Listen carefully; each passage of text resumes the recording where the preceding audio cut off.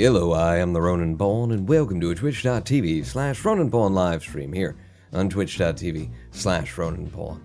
Hello, Insights and Noah and Prosecutor Walton. I saw Hologram 1, but then I had to refresh the chat, so I don't know.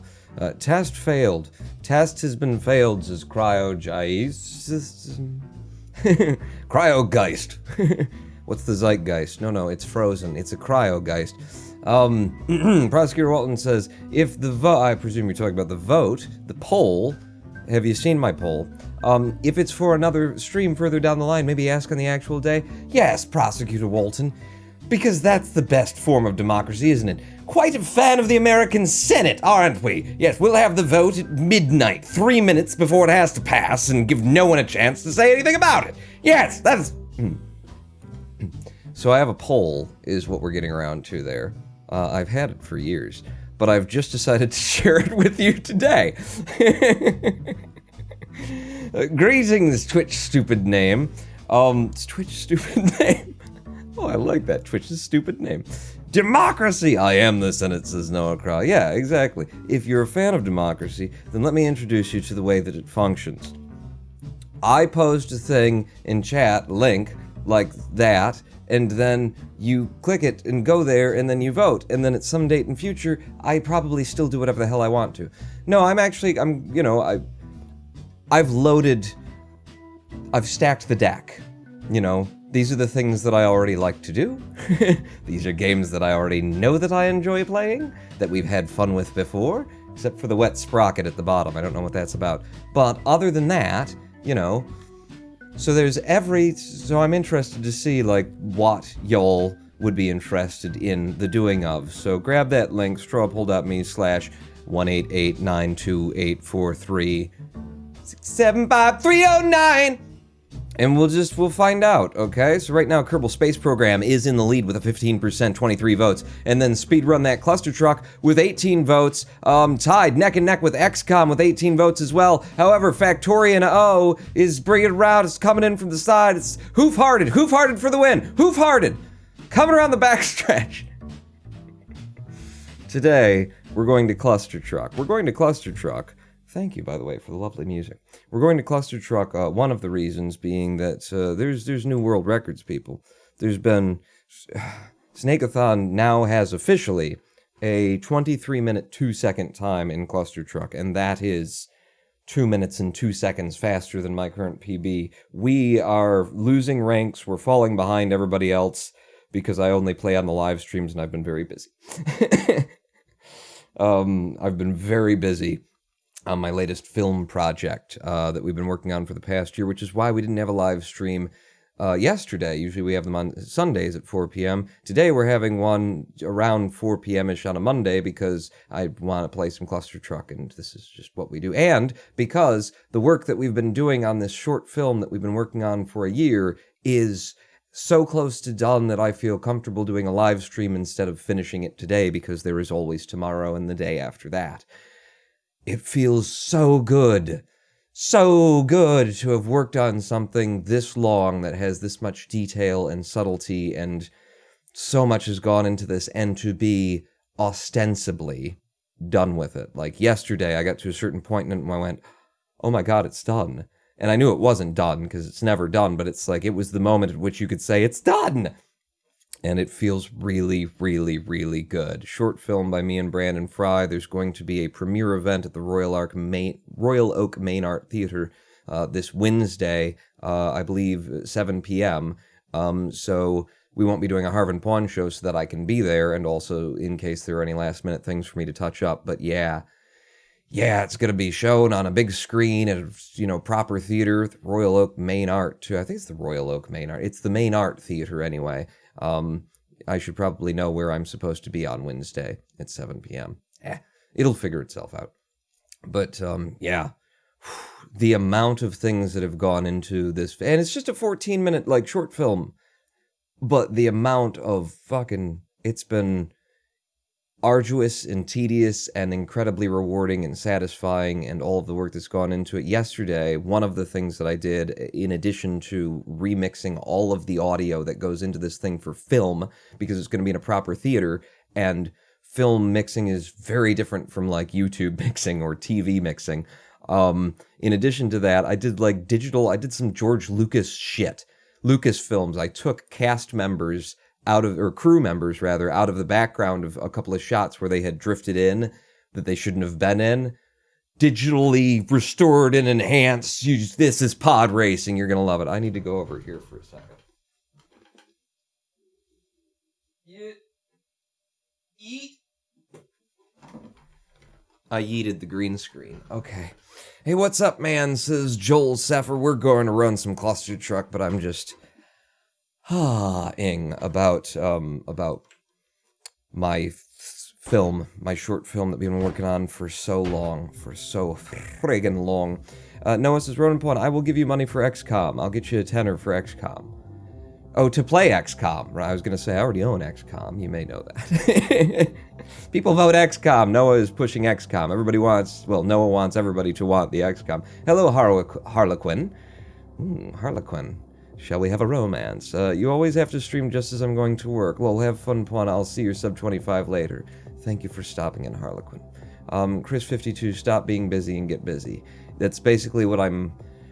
It's going to be so nice that I can get busy on anything else, you know? I can get busy on something other than this. I'm impressed that KSP has so many votes without my intervention, says Pi. I don't think that your intervention would help. Just kidding, Jim. Ronan Pawn, I'll buy you Noita if you actually play the thing. I can promise nothing. Oh. I can promise nothing, but you know, part of the conversation around this poll, and again, do I still have the poll Control-C, Control-V? I do. Here's the poll again, if you're just showing up. Vote in that poll.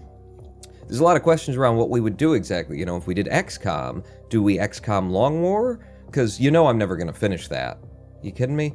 Or do we do XCOM Enemy Within or XCOM Enemy Unknown? I think I played all the way through Enemy Unknown, but I'm not sure if I ever played Enemy Within, in the normal mode all the way to the end. And then if we KSP, you know, do we career mode? Do we science mode? Do we just go in and be creative? I'm more of a fan of a career mode, science mode kind of a thing, so probably one of those two. But there's all kinds of things to talk about there too. Noah wants Long War. Long War is so much better for the live streams, even though it never gets done. It never finishes and we eventually crash and burn. But it's so much better because you start out with so many soldiers, you have so many options. I can name so many people from chat as the soldiers, and then we can all either rejoice or lament when they die, depending on how we feel about that person. Rachmaninoff says, I would vote, but I'm only here a second. Okay, Rachmaninoff, well, rock the Moninoff. Yeah, vote for it at some time later. Also, if you were a subscriber on Twitch, you should have gotten an email from me, because Twitch allows me to do that, which is completely irresponsible of Twitch. Also linking to the vote, because I really want to see, you know, what you guys are into. Noah's still shouting about XCOM like a spoiled child, didn't get what he wanted. Well, but, you know, it may be we could do that.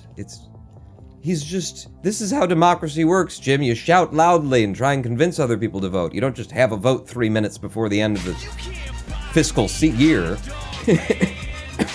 Although that seems to be what the US government thinks. Insights cheering 100. First bits of the week. First stream of the week, first bits of the week. Thank you, Insights. Let's get in here and let's play some Clustertruck. So, step one, as always, go to 910, load it up, because it will take a minute to load it up. Once it's been preloaded, it's a good. Also, should we do the thing? Let's do the thing. So we'll start up, and... Oh, well, that's not...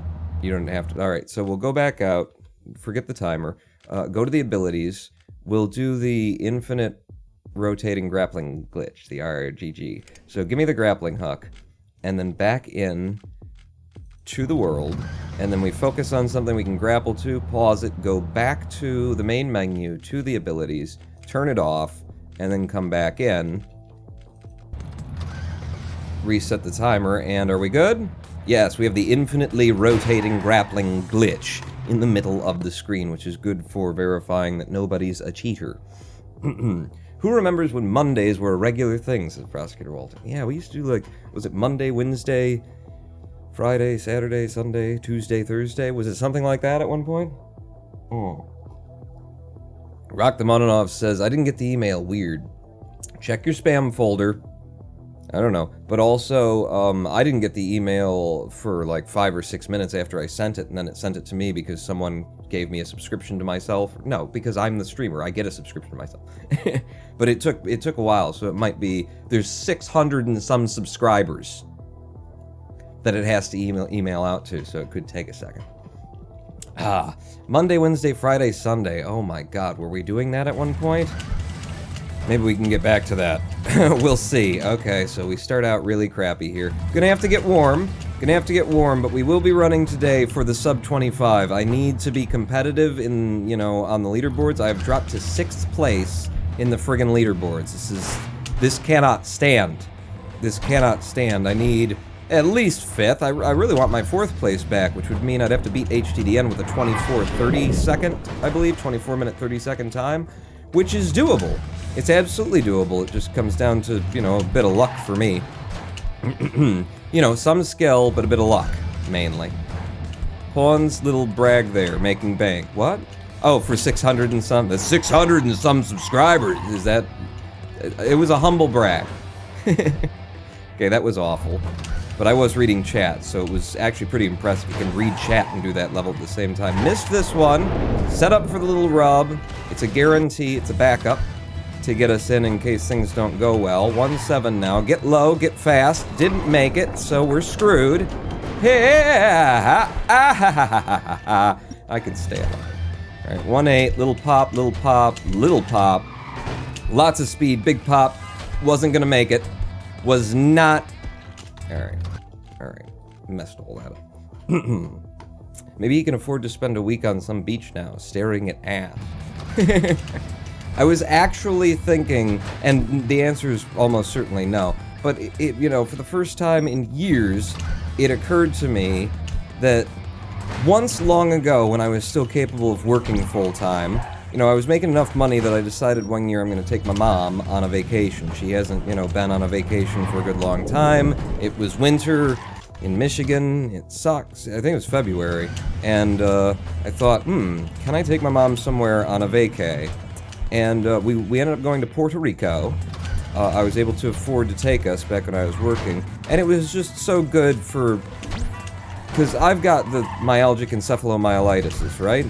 She's got the Sjogren's syndromes, and I'm of the mind that they're basically the same disease under different names but that they have the same root genetic cause and everything, because science doesn't know, medicine doesn't give a crap.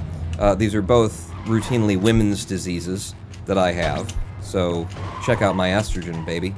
For my mom, Sjogren's syndrome is a primarily women's disease, and ME is like 80 to 85%, I think, are women. So because, it's a women's disease, doctors don't actually care, and have been writing it off for what I believe is thousands of years as hysteria, Just women being hysterical. The earliest form of treatment that I believe is recorded for ME is get married and have babies. So not a lot has changed in the past 1,000 years. There's been just a criminal lack of research when so many other things, get so much funding, and my god, the number of regrow your hair solutions that are on the market and dick straightening tools that you can acquire. But yeah, so basically science knows nothing about it until a couple of years ago. They were saying that that it's psychological, it's all in your head, and that, what you need is like graded exercise and maybe some antidepressant medication. And only in like the past 4 or 5 years has the research actually been done to confirm, yeah, no, we can actually detect this in your blood, in other places.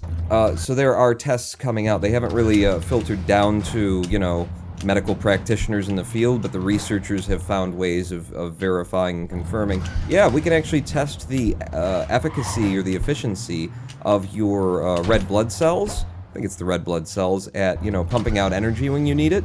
And someone who has ME, come on,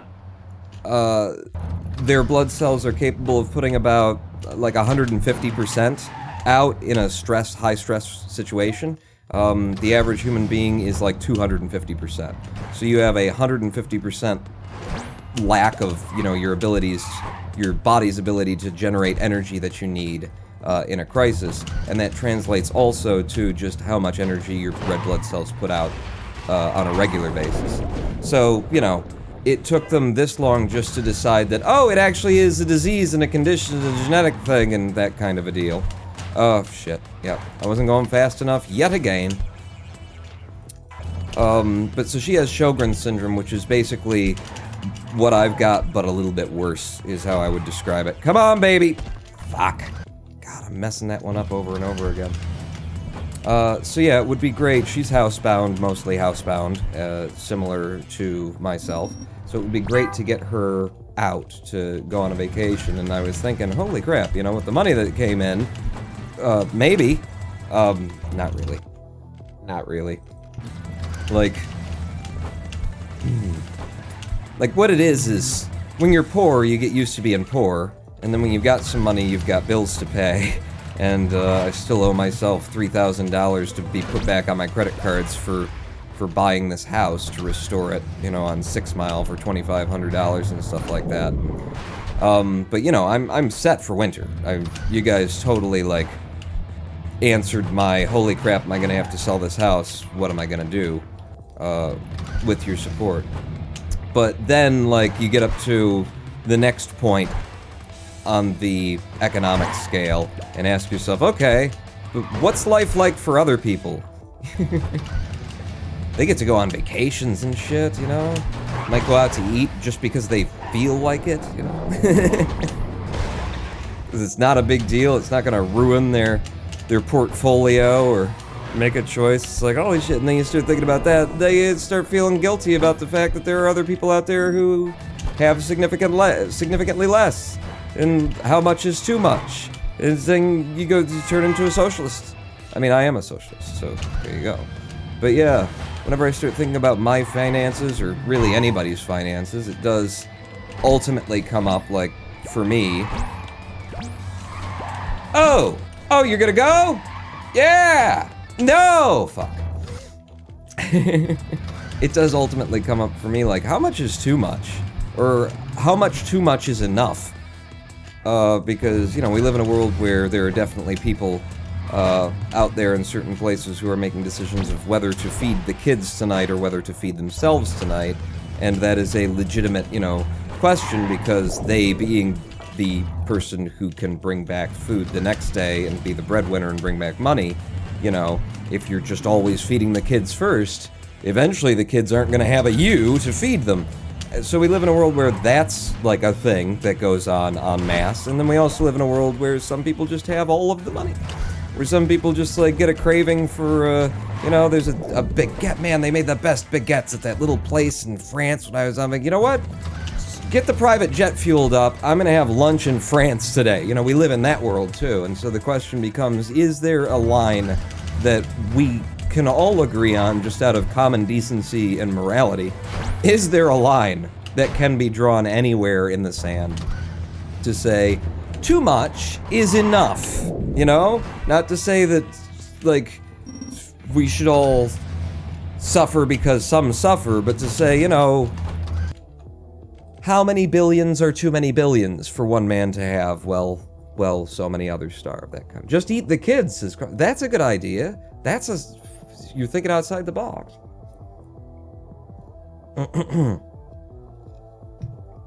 What my parents called low points were really just the same as always, but with a slightly grim mood.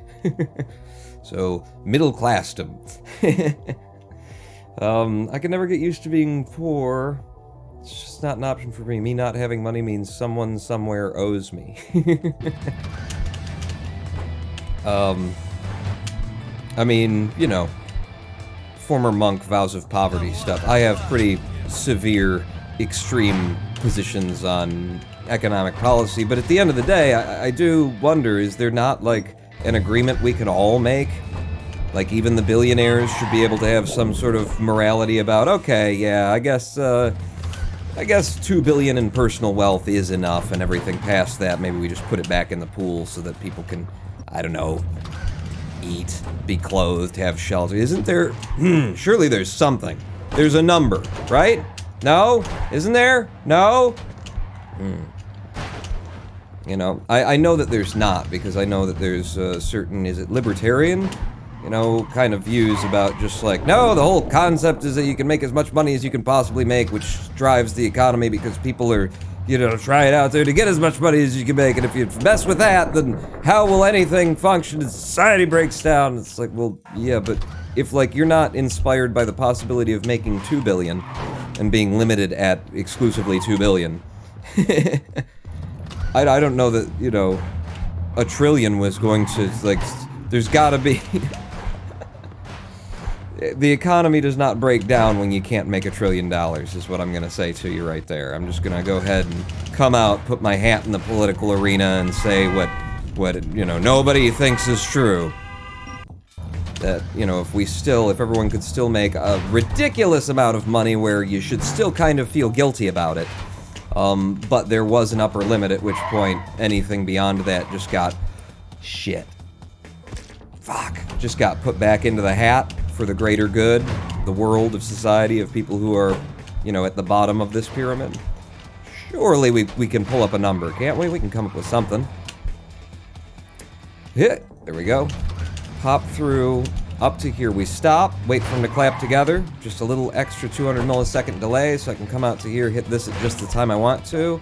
This could be a low 11 second clear, 11.2. You know, there is a 10 and some second clear through there. When I can get it, it's lovely. Come on. Come on, yes! I set up for a little bit of a rocket ship there because I was going slow, so go ahead and do the space shuttle technique. And finally, Jesus Christ. 2-4, 2-5 now. Into Forest World at Cotton Edge. It's gonna slow me down, throw me out of sequence a bit. I'm okay. Okay, there's no trucks ahead though. So from here, I'm gonna push hard, get out, come back in. Almost die, but just barely catch the goal plane. That's the plan. Okay, now up to you. Wait just a second, go across, carry your speed and in. I messed that up. I lost all of 0.2 of a second there. Reset, time to reset. Oh, okay. Sure, and in. Yep. Now 2.8. We can rely on some things here. We're just gonna go for the ghost pops. When you start chaining ghost pops together, they get really, really fast, son of a bitch. Alright, we're gonna go to the side, take a kick from you, and then try and chain the ghost pops to go really, really fast. Up to the front. And in! Yes, I have enough to make it. Now 2.9, pop, little pop, off the side, back left, catch the top of that one, run hard, run hard, run hard. No boulders to worry about. To you. Ah, just barely caught that mega jump. Now, what are you doing? I don't know, I forgot how to do this. Like that. Lean back. Big mega jump sends me all the way up the hill. And then I die immediately. I tried to rush it because we got, like, the biggest mega jump you ever get, so might as well go for that. Alright. Short, land it, nose up. To you. Whoa! Heh! And we're in. And we're in. Remember, our reds are like... There is a point at which the reds are too much to overcome, but not yet. My god, not yet. There's a bad 3-1 open. Slow methodology. 3-2, we're gonna go for the mega jump. Oh my god, that was again a last second mega jump. Like, really shouldn't have been able to get that. But came out with a 9-2. Brilliant. I caught an edge. Can I still get out here? Yeah, I can. I'm good. Jesus. Jesus. For the 9.8. 3-4, we're gonna set up on the front trucks. And then go. And we're gonna catch this sliding ice pillar and turn the corner by bouncing our face off it. Like that. Into the goal. First try every time. Oh! First try every time. I mean, first time every try. 3-7 now. This is the one Trixie's got a really good, really fast method for. that whenever I go for it, it just ends up getting me killed, so F it, F it, F it. We're close enough I can go to the goal. 3-8. We want another mega jump if we can get it. I got it. No, I didn't. Oh, almost had it. Just slightly not enough. Also not enough. Come on. Yes! Managed to squeeze it through. 3-9 now. Lots of little pops. And then into here. Whoa! Almost got myself killed there, coming down a little bit short. Came out with an 11-7 though, so good time. Now, 3-10. Out, back. Oh, okay. Fuck! That never happens. Uh-huh. This is more what you're going for. Is it, though? Okay. And out, and in. What are we doing on those times? Oh, we've lost quite a bit. But again, our time losses are distributed in such a way that something in the other, and they can be pulled back. A lot can be pulled back on, you know, coming through certain levels good and fast. So 1 short, 2 short, 1 long, 2 long, 1 short. Oh, for the 12-7! That is how you do that one. Holy crap, that's about as fast as you can go on that. That might be IL gold, I don't really know. Ho, pay attention. Whew, I get tilted by success, man. I'm so busy celebrating that I did so good. Fuck. The next level I don't do very well. Okay. Whew. Nice little set down and just calm her down, walk her in. What we want to keep our eye on is the purple time. It tells us how fast it's still possible to run. Good. No, less good. Okay, yeah. Didn't manage to bring through with my nice movement, but we're out alive anyway. 4-7. So rub there, get back down, don't hit the lasers, look ahead. It's like you're okay. Woo! Boy. I'm just gonna wait you out, take a little pop to make sure I get over that laser, and then through there. 4-8. Remember, you gotta pull back a little bit, like here, in order to make sure you get over that one. And then you get the perfect timing to just go it through here and in. Now 4-9, up to the 4th truck and stop. 2, 3, 4. Take the jump, stop, and then just go when you feel it. When you feel it in your cockles that it's time to go, you go. 4-10. I got the speed. Ah, I didn't get the jump. Yeah, it's fine. Fine, we got a good backup. We got a good backup. Just not the ideal. Now, RNG world. Fuck. I was gonna be dead there. Might as well stop it before I am. I'm gonna end up dead here again. Slow it down so that you can walk it in and not take another death. 5-2. Go on my safety method. Which is still incredibly fast when I do it right for an 8-7. 5-3. Good. Out this side and then back. Alright, it's fine. Not fast, but it's alive. 5-4 now, poppers. Yeah, it's poppers pop, is what they do. That's what they like to do. Who's still alive? Who's still alive? Okay. 5-5, we need a mega jump right here. Okay, didn't get a mega jump. Alright, that's fine, it's a quick death. Come on, baby, 1 mega jump for me.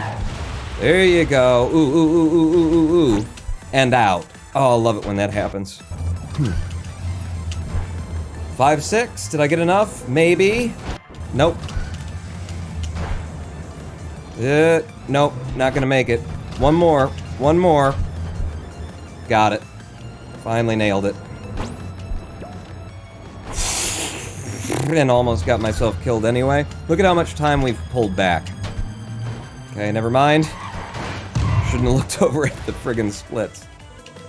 Okay, just land back here, and then slowly take a look at what's going on ahead. You look good to this one, and then out. Okay, we want a mega jump again, right past the flamethrower. Didn't get a mega jump. I'm gonna put down. Oh, what a save. Oh, what a save. 5-9.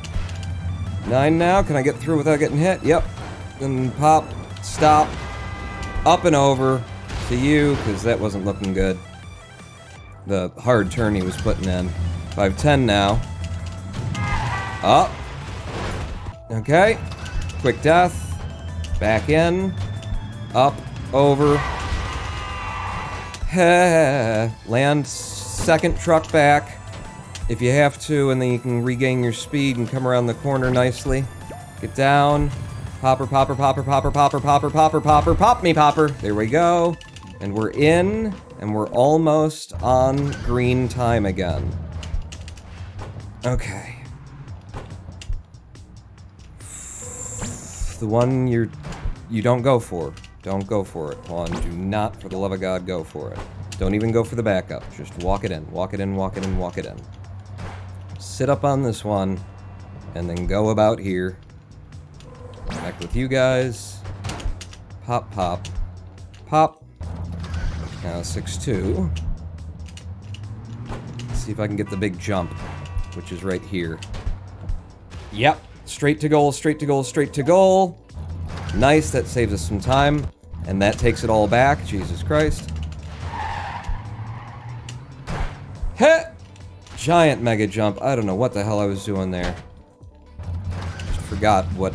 I forgot everything. I forgot everything that I know about everything. Whoa! Stop. Go. Nope, fucked it up. So we'll wait a little bit longer for the safety of coming in. And then 6-5. Left butt cheek.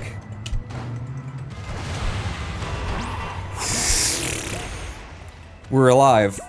Being alive is good. 6-6. Left butt cheek. Pop, pop, pop. Right over. To the front. Out. Turn around. Feed it in. To the goal. Now we want this little nudge on the left here. Yes, for that extra kick, extra speed, gets us out early and low. And then we just bring it in. For the 10.6, 6-8 now. Tilty world. Again, always trying to figure out why it is we call it Tilty world. So if anybody fucking knows, okay, he was so far ahead, I just shouldn't have gone for him. I should have rode the rear trucks. Pop, pop, pop. No, learned my lesson last time, bitch. Mm-hmm. 6-9. Down in the middle. One more jump and out. To you, apparently. I'm gonna take 2 jumps and out this time. And then 6-10, turn to the left. Feed it in. First time. First time ever try. First time every try. That was first time. I don't know if you noticed or not, but that was first time. 7-1, magnet. Pull. Jump. Throw me over everything. Let's try and land this son of a bitch. Whoa! Wait for him to start moving in that direction, then I can take his speed and get to goal. 7-2. Restart it, because that was just a bad opening. And then like that. Okay, how we doing? 20-some seconds over. 26, 27, 28. 7-3 now. We're gonna come up to this truck on the left. We're gonna wait for just a second, and then we're gonna fall. Catch this guy at just the right moment so that I can land this truck. I think that's it. I think run dead right there. What do we got? 23:52?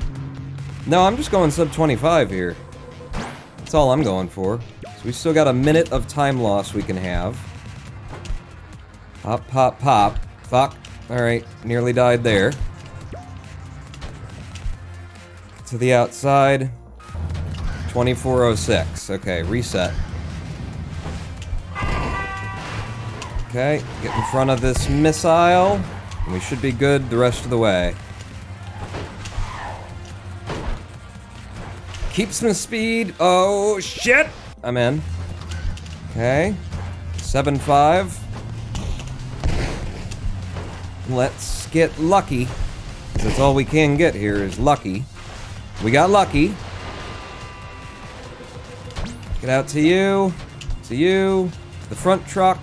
Just as it's pulling away. Gonna jump from the middle.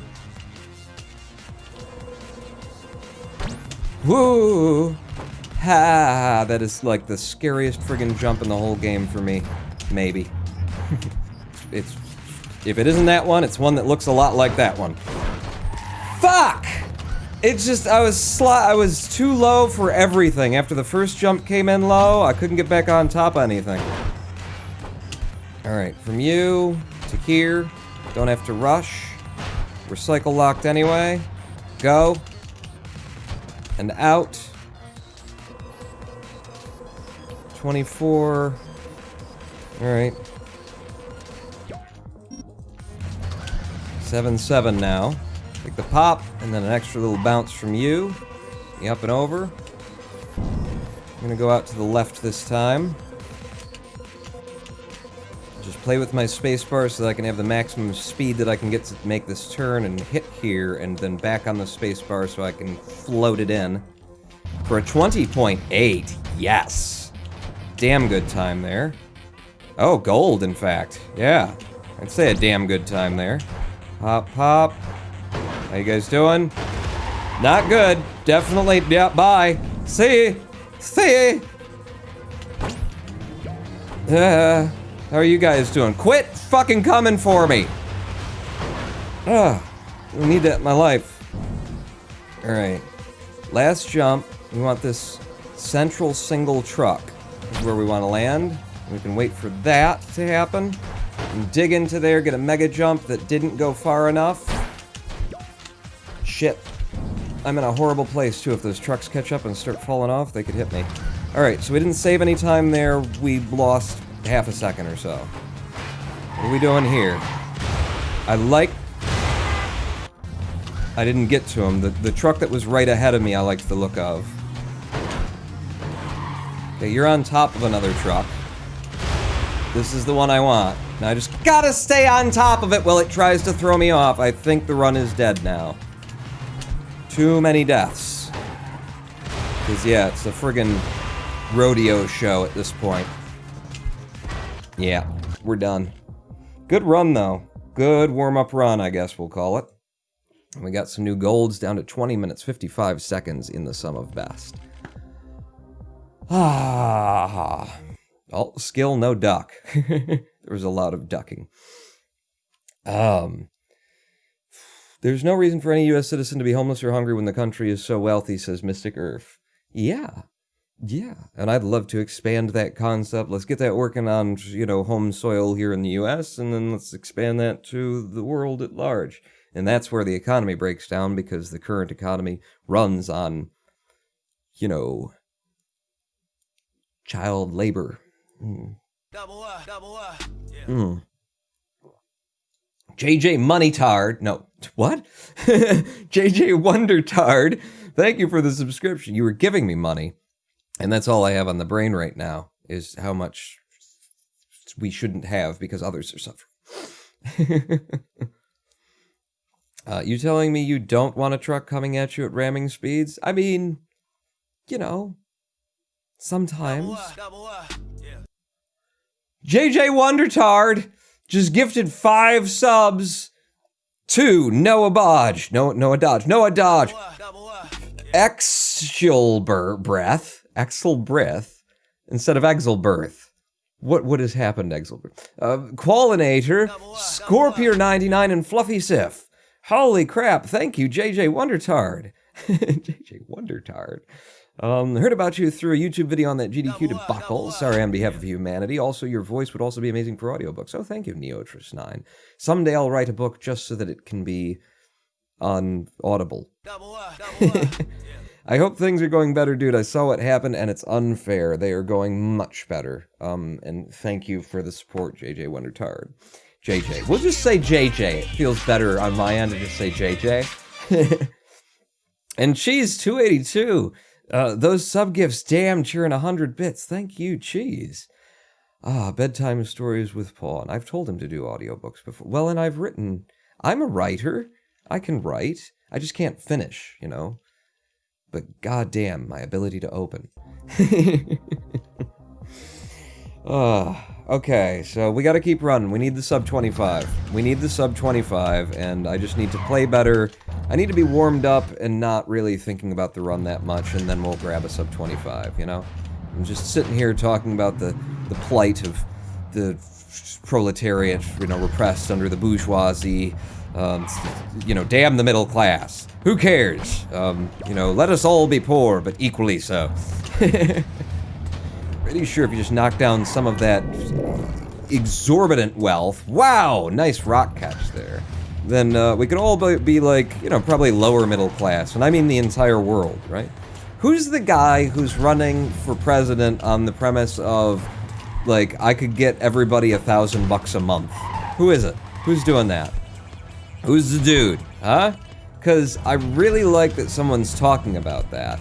That said, every working age American citizen, $1,000 a month would be $200 billion a month, I think. Damn it. If I'm not doing my math, like, upside down and backwards, and that yang. That's right, cheese and geese. Yang, isn't it? It is yang. So wouldn't that be $200 billion a month for everyone? Like, that would have to be in the budget, $200 billion a month, which is over $2 trillion a year, which would be $2.4 trillion a year, which would be in excess of the current federal budget per year. And the idea is that by taxing, I believe it's got to be like by taxing, you know, interstate sales. So collecting sales tax on Amazon and things like that. It's got to involve that. But you're going to bring in an extra $2.4 trillion a year? No, don't update. Oh shit, did I just update that? I meant to say no. I did. Alright, so delete that. We're going to have to repopulate that best segment because I accidentally stored that time. Alright, no problem, I'll just put in the fastest one I've ever done right here. I won't, that was slow. But a 6.8. 6.8 to start. Hey Ronan and Chat, can't stay, keep on trucking, says VR Banana. Thank you for stopping by, VR Banana. Yeah, but isn't that about the math on that? Because if you figure, like, working age Americans to be about 200 million, okay? Because we've got a population of 350 million, but a good portion of that is going to be, you know, kids. It's going to be children, it's going to be people just not working age. Which is interesting when you consider how many people we have in prison right now in America. Because when you consider how many people are actually eligible for going to prison, and then you look at how many people we have in prison, it's like an entire % of the population is in prison. You know, an entire % of the adult population. But yeah, it doesn't seem realistic. I love that he's talking about it. I love that the conversation is being opened, that we're talking about the concept of, hey, you know, the world should be a better place, and we have the ability to do that, and we can make sure that there is a minimum quality of living standard, and we can inject money into the, you know, economy as it sits today by making sure that more people have money and enough to survive, and then, you know, as that becomes expendable income, more people are spending money on other things, and it just helps the economy overall. Like, I love that we're having that conversation. I don't think you could actually give, I keep opening this level wrong, every working, you know, every adult American citizen $1,000 a month from the federal budget, even with, like, added interstate federal tax commerce. I don't know. I haven't looked at the numbers, but I mean, if you can come up with an extra $2.4 trillion a year, then why haven't we been doing that? Well, because of the rich? Is that what we're saying?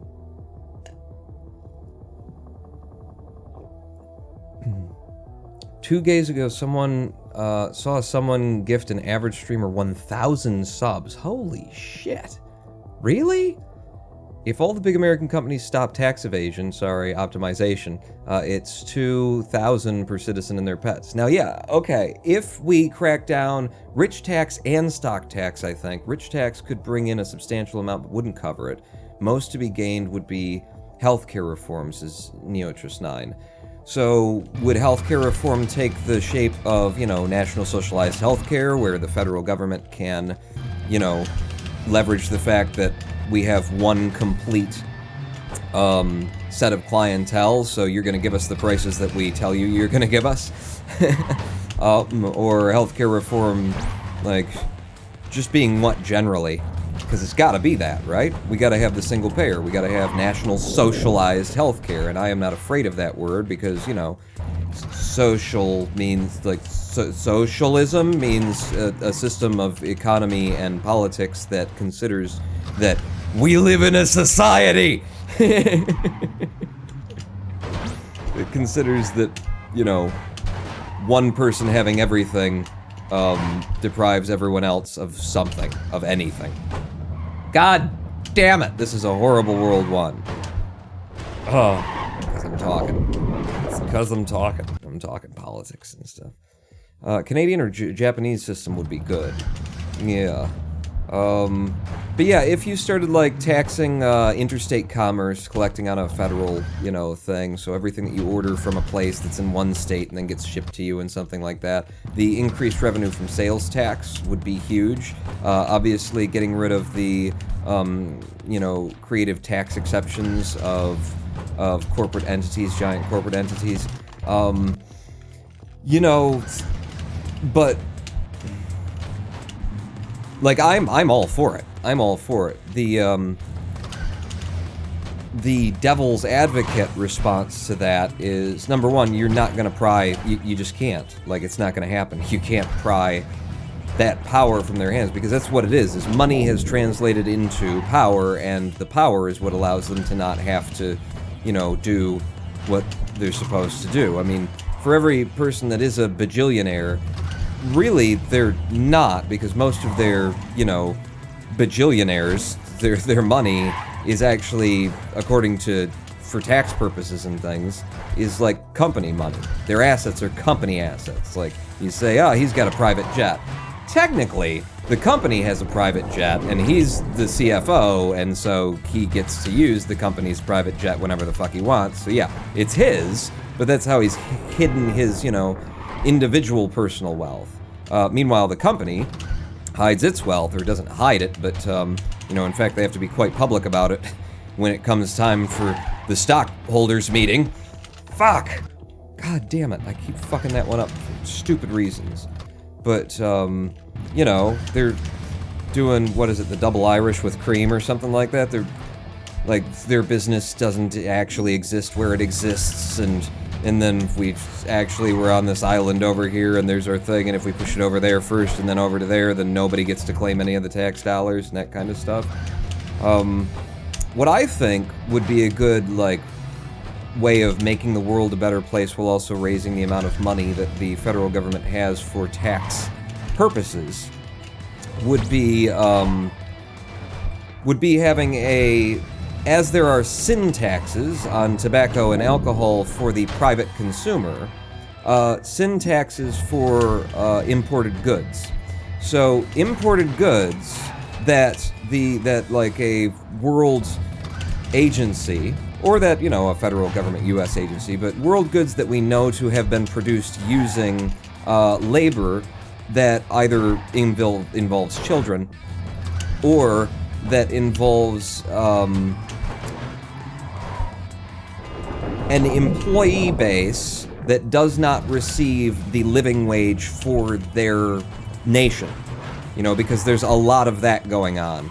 Your Nikes and your Adidases, your Reeboks, your Joe Freshes, like all of the big companies that advertise regularly, steadily, that, are just out there, that got sports athlete agents, like, that was a really, like, bad move. I mean, it worked out. There are positives to it and everything, but morally speaking, who was it? Who was the football player who, just remained seated and then, you know, took a knee and that kind of stuff for the national anthem. And then Nike came along and signed him up to be a spokesman. You know, having a black athlete who's taking a stand against, you know, oppression, racism, unresolved economic issues, sign up to Nike, whose factories are filled with workers who do not receive the living wage for the places that they live, whose supply chain regularly involves child labor and stuff like that. Kind of mixed message. But you know, in the generic public eye, it wasn't, so it was just sort of like, yeah, we're support. So it was, but like, if that athlete knew a little bit more about Nike, or just didn't, you know, need the money because he just lost his job, or whatever his decision was, that doesn't really make, I don't think that's a decision that I would have made. Colin Kaepernick, that's it, Frogo Benyan. Frogo Bonanno. One answer, and it rhymes with momunism. Still not a partner, says 69. According to Twitch's, like, written stuff, it can take up to 7 working days, or around 7, like, business days. So technically, tomorrow will be the day that I would expect to hear about whether or not I'm going to be a partner. And considering the things that I'm saying about, you know, taxing Amazon, Bezos is not going to like that. Hey there, good luck trucking, says Adger. Oh, Adger? How is Adger Pon? Adger Ilabob. Agariobab? I don't know. Keep running. Keep running. But yeah, so the idea of an importation tax, when you bring something into this country to sell, that, you know, we have data to state you don't pay your employees, like, because I'm not against the idea of outsourced labor. You know, the world is a big wide place, everybody needs to work. So I'm not against the idea of outsourced labor. I'm against the idea of outsourcing labor because you've found a country where people will accept being shit upon. And that is basically where all American corporate business does its manufacturing and packaging and quality control now, is just in places where there are so many people and so few jobs that people are so happy to have any kind of an income that they don't pay them the living wage. So yeah, if you're bringing something into this country to sell that's been produced by a workforce like that, syntax, you know? A literal, moral, like, anti-child labor, anti-oppressed minorities tax. Good thing for just the world in general, you know? Because corporations might actually, what you do is you set the taxation. Hang on. Yeah, give me that! You set the taxation at an amount that makes it cheaper for them to actually, you know, pay people what their work is worth in Vietnam and in Malaysia and the places where most of these companies do business. And then, you know, you increase the world. And if they don't, if they choose instead... Oh, that was a good working of that situation. If they choose instead to carry on as they're carrying on, or if they find a clever way to make it tax, you know, cost less for them to keep doing the bad thing, well, then we will be taking quite a bit of your money. So it's good for the American taxpayer, it's good for the world, and it means that we can afford things like taking care of our citizens and populace and not leaving healthcare in the hands of the same people who made it, like, necessary to reform healthcare. Because I was not a fan of Obamacare at all. I was not a fan of that. It felt like a cop-out. It was not enough, you know? We've got real problems, we need real solutions, and you're literally saying we're going to set up a deal where, you know, in exchange of doing a solid for the very people who have made health and human welfare a for-profit industry and have made it necessary that the federal government step in, we're going to make a deal with them. No, you impose regulations on them is what you do. But of course, you know, he couldn't have gotten that passed through an American Congress. So I understand why it was there. I just felt like it would have been better. I can't make it. I can't make it. Why did I go for it? We reset. We reset. We're losing too much time early in the game. I felt it would have been better to let things be, you know, get worse than to, you know, put in such a half-hearted, medium-term, not useful solution. You know, like, let the fucking political pressure rise to the point where we can do something that's actually of benefit to, you know, not just the people living today, but to our children and our children's children and our children's children's children. Because now that, you know, Obamacare stepped in, like, the pressure release valve was turned in such a way that you know, you just don't have the political capital anymore, and you're not going to see it again for, you know, possibly another 50 years or more, where someone can actually step in America and say, yeah, no, what if, when you're sick or injured or ill, the people who've dedicated their lives to caring for other people who are sick or injured or ill just do that and then get paid a reasonable amount of money so that they can continue doing that? How about that for a system, instead of making a you know, health insurance system where the people who are managing the pile of money, which is all health insurance really is, when you get down to it, it can be simplified to everybody in town, in a community, in a country, in an area, throws a portion of their money into a great big pile. And then, when one of them gets sick, there's a pile of money that you can grab from, and boom, you know, you're taken care of instead of dying and suffering and that kind of a thing. That's all that it really comes down to at the end of the day. Very simple concept. So, when you put people in charge of the big pile of money, who the only way that they make money is at the end of the year to take some of the money off of the big pile, when their only way of profiting in this system, fuck. I needed to make that last jump if I was going to get a good time. And there just wasn't a jump to be made. You know, that's putting the thieves in control of the bank vault, is what it is. It makes absolutely no sense. There is no reasonable justification for the idea of a private, for-profit health insurer. Like, it shouldn't even be allowed. If it's one shade above, it's just one shade above a pyramid scheme. It's a scam. You know, the money that they make comes exclusively from money that's supposed to be to help people. And their goal as a private for-profit industry is to make as much money as possible, so their goal is to steal as much money from the health payer group as they possibly can by denying claims and, you know, disapproving people of procedures and medications that they need. That's a scam. That's not a business. If there is, you know, a non-federal, non-governmental health insurer that exists, it has to be not-for-profit. I mean, that has to be the bare-bones level of standards for a health insurer, and yet it's not under American law.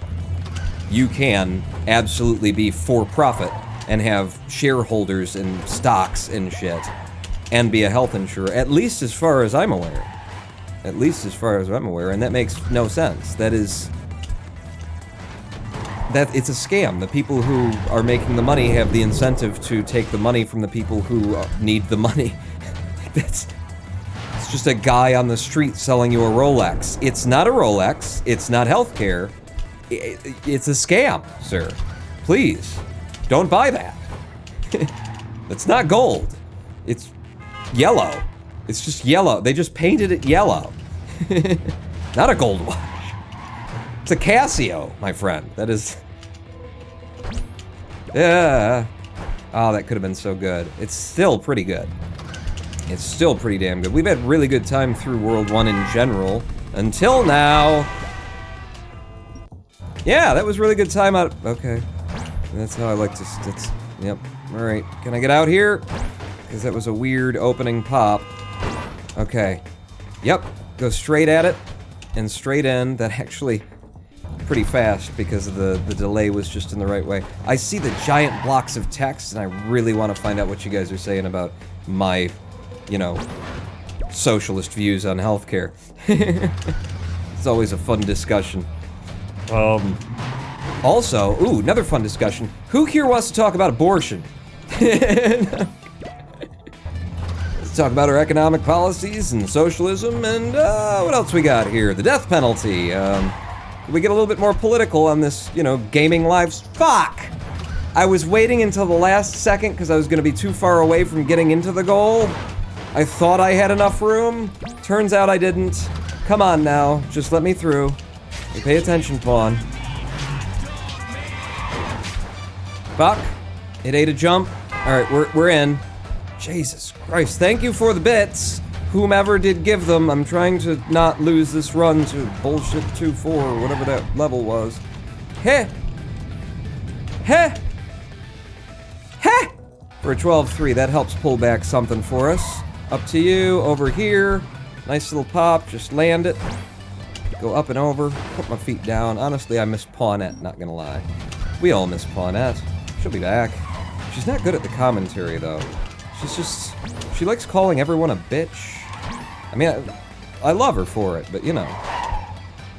She might be a better speedrunner than me, but she's not a better commentator. How would she have possibly, you know, gotten us off onto federal tax policy, child labor, and national social health care systems while running a speedrun? Like, she just wouldn't. Okay. Nope. I missed that jump a little bit. Can still save time with the mega jump. Whew. Okay. Didn't save much time with the mega jump. Can I make it? I can't. But I stayed alive, which is kind of incredible in and of itself there. Come on. Yes. Get your nose up. Yeah. Get your feet down so I can take it a goal. Alright, 1 pass, 210. Now don't mess this up, Pawn. You know how to do this, you know how to do it well. Fuck! I couldn't see the ground, so I was like a frame late on actually jumping. But that's why I take the truck from back there, is because I know that guy's likely to explode. So it wasn't the explosion that killed me, it was the smoke. It wasn't the fall, it was the sudden stop. Hit! Okay, I had to take the back up there, I missed the mega jump. Now, 3-3, god damn it. I always want to take the middle truck, and I need to be on the outside one. Rather have a markup than a gun being... okay, hang on. Alright, let's talk gun control, too. Stop. No, I actually am up for talking gun control because I have a very interesting perspective on it. My perspective is, if everybody else will agree, then I'm on board. Damn it!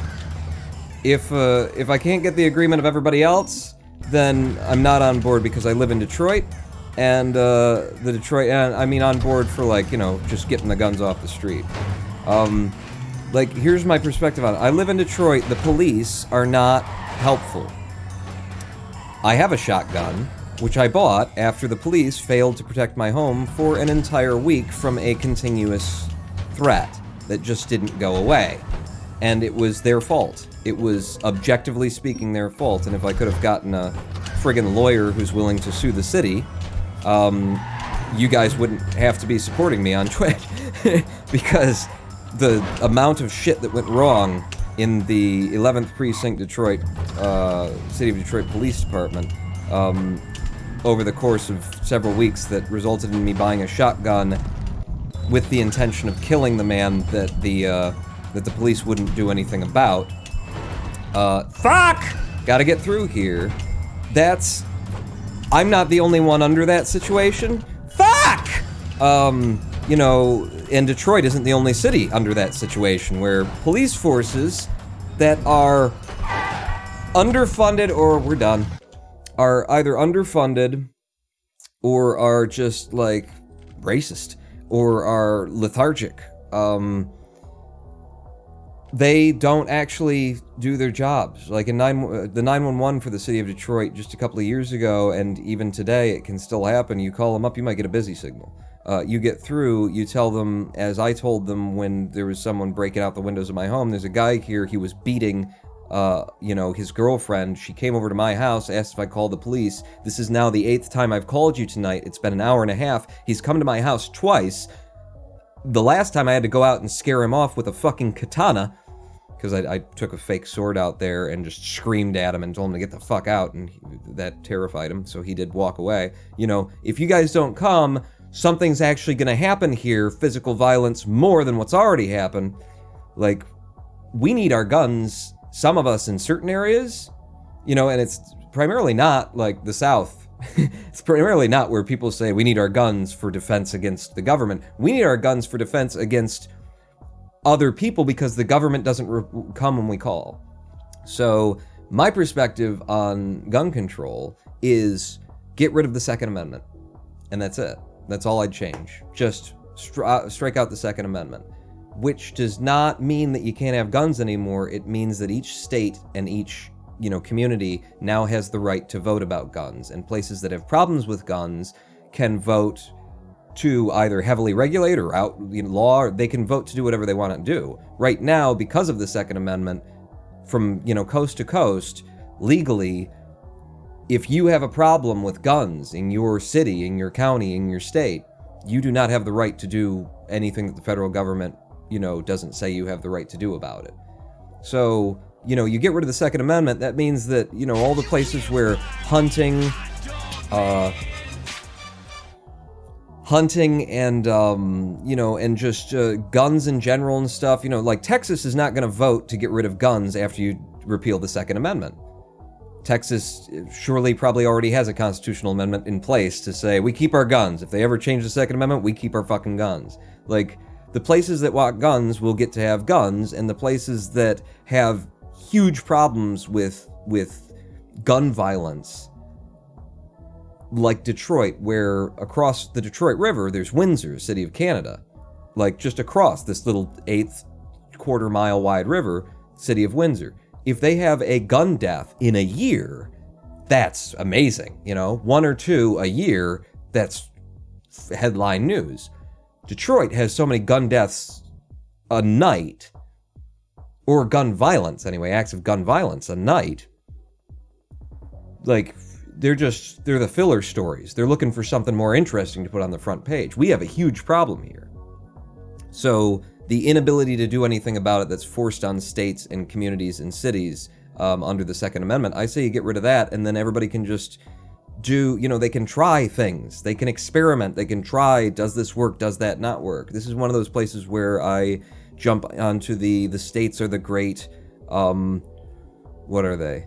What's the phrase? The states are the great, it's experimentation. They're the speakers of the nation, let people solve their own problems, understanding their own problems because they live there and they experience those problems. I look at the Second Amendment as it stands today as an unrealistic, unreasonable restriction upon the rights of local populace to make decisions about their own safety. So, all right, easiest way for me to check on the things that I missed is to choose 282, those sub-gifts, damn, I read that one. Mosaic Task Force cheered 100 bits. We need nonprofit, Terminator 100 bonus. We need nonprofit repairs. Stop exploiting robots in need of repair. Insights LG cheered 100. Let's not generalize, though. The system is overflooded. Everything has a cause. Them not showing up is not strictly because they don't care. It's not strictly because they don't care, but at this point, I feel it's like their behavior once they got here was that they didn't care. What happens is that you have a police force that starts out, if you start out with a bunch of people who actually give a shit and want to help and do the job and everything, and then they're asked to cover a 120 square mile area when they have the police force for maybe a 50 square mile area, occasionally being underfunded while the city's going through bankruptcy and shit. The working conditions of an officer on the street become such that you get used to saying, yeah, that's fucked up, but there's so much other fucked up, I'm just gonna keep moving. And then even when times are good, you're still kind of stuck with that mentality. Like, the 11th precinct, if I told you the friggin' story of what happened here, the woman she was bleeding. She had tufts of hair missing from her head. They came out, when they finally came out an hour and a half after I'd called, I don't know how many times, and after the guy had come to my door twice. So, it's escalating, come! They still didn't come. Hour and a half later, when they finally came, they ended up cornering him in the house that he and his girlfriend were in the attic, and then he started shouting about, I'll fucking kill one of you, death by cop, suicide by cop, I'll take one of you out as I go. The four or five police agents with guns on their hips and tasers and all kinds of shit decided at the end of the night to just leave him there and leave. Go home. Just move on. Because if they went upstairs, then they would have to, subdue him in a dark attic, like is their job. Or they would have to shoot him if, it got dangerous. They'd have to be prepared to kill him. So they decided that since we're probably just going to end up killing this guy, we should probably just leave, which meant that the guy who had beaten the woman got to keep the house that he had beaten her in, and she had no place to sleep that night, and also the guy who was shouting and threatening police officers and actually throwing glass at them on the ground from the attic. He started throwing bits of glass, broke out a window, and actually attempted, attempted great bodily injury, there's a term for it, against police officers. They left him on my street and went home. Like, if you have to kill him, then you kill him. That's the job. Like, if it's too dangerous and he's a wild animal and you're afraid to turn the corner and you have to shoot him down, that means that if you don't kill him, there's a wild animal, murderous son of a bitch living in my neighborhood that you needed to do something about. They just went home. They just decided it's too dangerous for us, we're going home. Now you can have the danger that you waited an hour and a half for us to show up to do nothing about. And because they did nothing, it was a week long of fucking terrorism on my street that resulted in me having to abandon my house temporarily and then come back with a shotgun ready to murder this man because they couldn't do their jobs. They either refused or when they tried, failed utterly. So there are police agencies and police states and police forces in this country that are not of aid to the civilian population outside of the areas where the civilian population has money, which is what we have in Detroit here. You drive up and down Woodward where the casinos are and that kind of a thing. Oh, you're safe. Oh, you're safe, mostly. You're pretty damn safe up and down Woodward. As soon as you go into the 90th percentile of the city where it's residential, just drugs and guns and, I had a drug house on my street for almost 2 years, I want to say, like a year and a half, 2 years, something like that. No, it was more. It had to be, because maybe it was 2 years and a little bit, because I noticed that the police were on a schedule. Once every 6 months, they would come and flip the drug house. They'd come in, they'd raid it, look for drugs, try and arrest somebody. I don't think they ever really made an arrest. They just ran in, and so they'd flip the drug house, then they'd leave. 30 minutes later, the drug house would be back in business, people would be walking up, they'd still be selling. They did it on schedule, once every 6 months. So the police department knew it's a drug house, knew exactly where it was, and in order to do the minimum necessary to look like they actually do anything, they put it out they say, okay, just schedule that. So 6 months from now, don't forget to raid that house again, and then that way we can at least say we're doing something. Even though they also know that the moment that they raid the house, as soon as they leave, the drug house opens right back up. We have in this city a private company that you can call to report drug trafficking and stuff like that and crime, because we don't trust the police. Because we have good reason not to trust the police. We assume that there are people in the police force that are on the payroll of various drug dealing organizations that just makes sense based on both their behavior and the economy around here and everything. So there is a private institution who you call and tell what's going on, and then that private institution calls the police and tells the police what you told them, because if you just called the police, you might get the guy who then, tells the drug dealers that you're making trouble for them, and then you're dead. So I have a very interesting perception of gun control issues, because the claims that are made, tend to be made in the South about, we need the right to protect ourselves against the government, which, by the way, if the government ever decided to come down on you, I don't care what you've got in your shed. They've got Bradley tanks. Waco, one word, Waco. You're not gonna. You might be able to take down one Apache helicopter with an RPG, but they have a lot of Apache helicopters, and they're just going to send more. So whatever you've got, you're not going to fight the government if the government actually turns out you can fight them. You're going to lose, Waco. But, sort of that argument, though, the idea that we need our guns for self-defense, it's actually in the urban inner city where we need our guns for self-defense, because the police aren't doing their jobs. And it's maybe not because they're bad people. It's maybe because they've become bad people by being run down by a system that has, not funded them and asked too much of them and putting their lives on the lines. But regardless of where, how we got there today, if I picked up this phone and called 911 and said, there's someone in my house, I have no expectation that they'd come. Maybe they would, maybe they won't. I cannot rely on them, and no one in this city can. Unless you live downtown, where the money is. We need what? We need Ed. We need RoboCop era future. We need Omnicorp. Was it Omnicorp in RoboCop?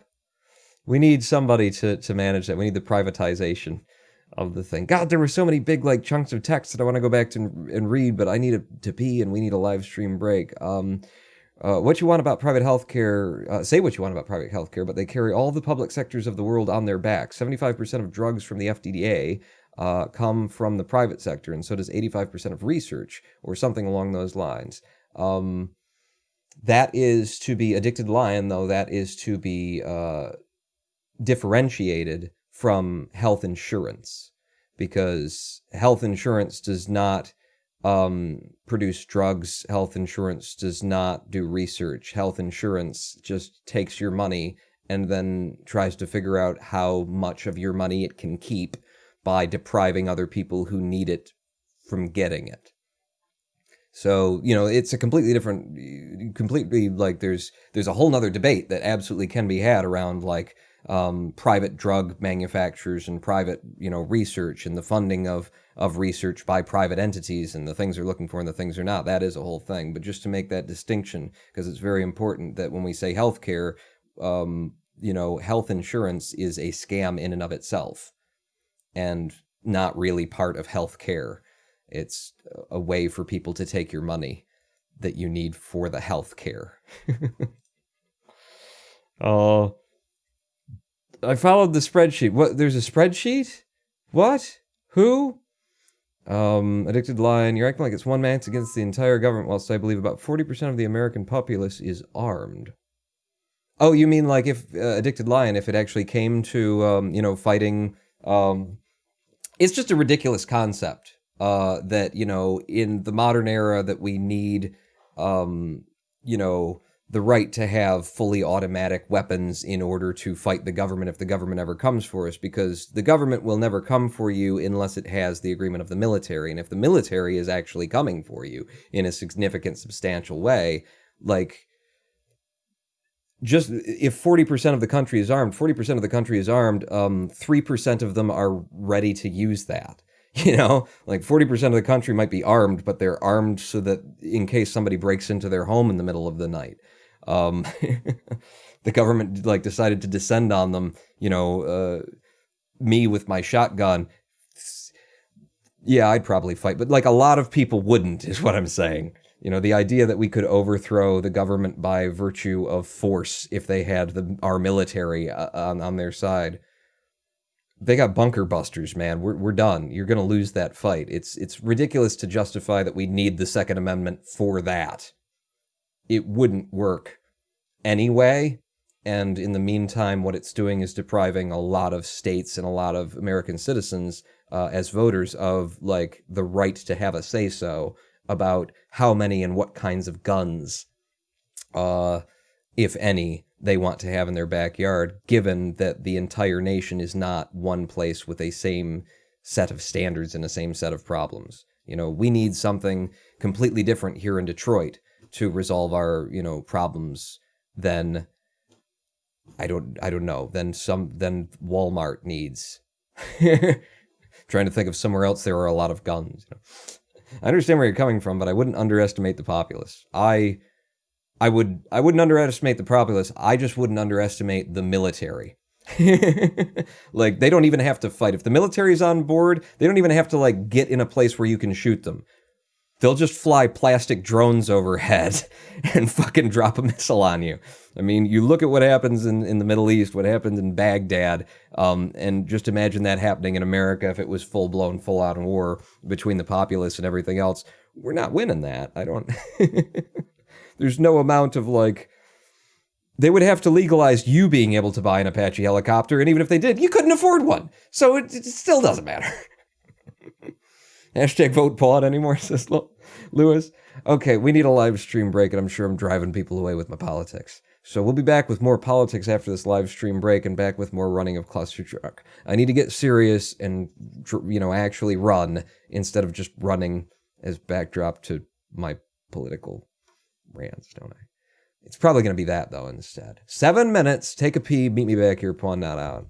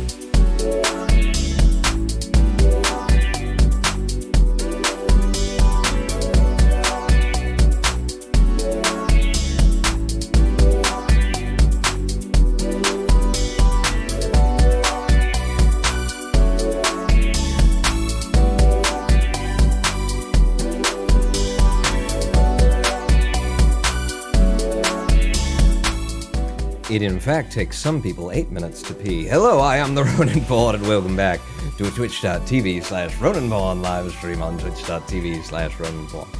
I actually, most of the time, I was sitting here trying to pick out the friggin' music. I lost a couple of minutes just like, God damn it, no, that doesn't go. And then did it go anyway after all my work?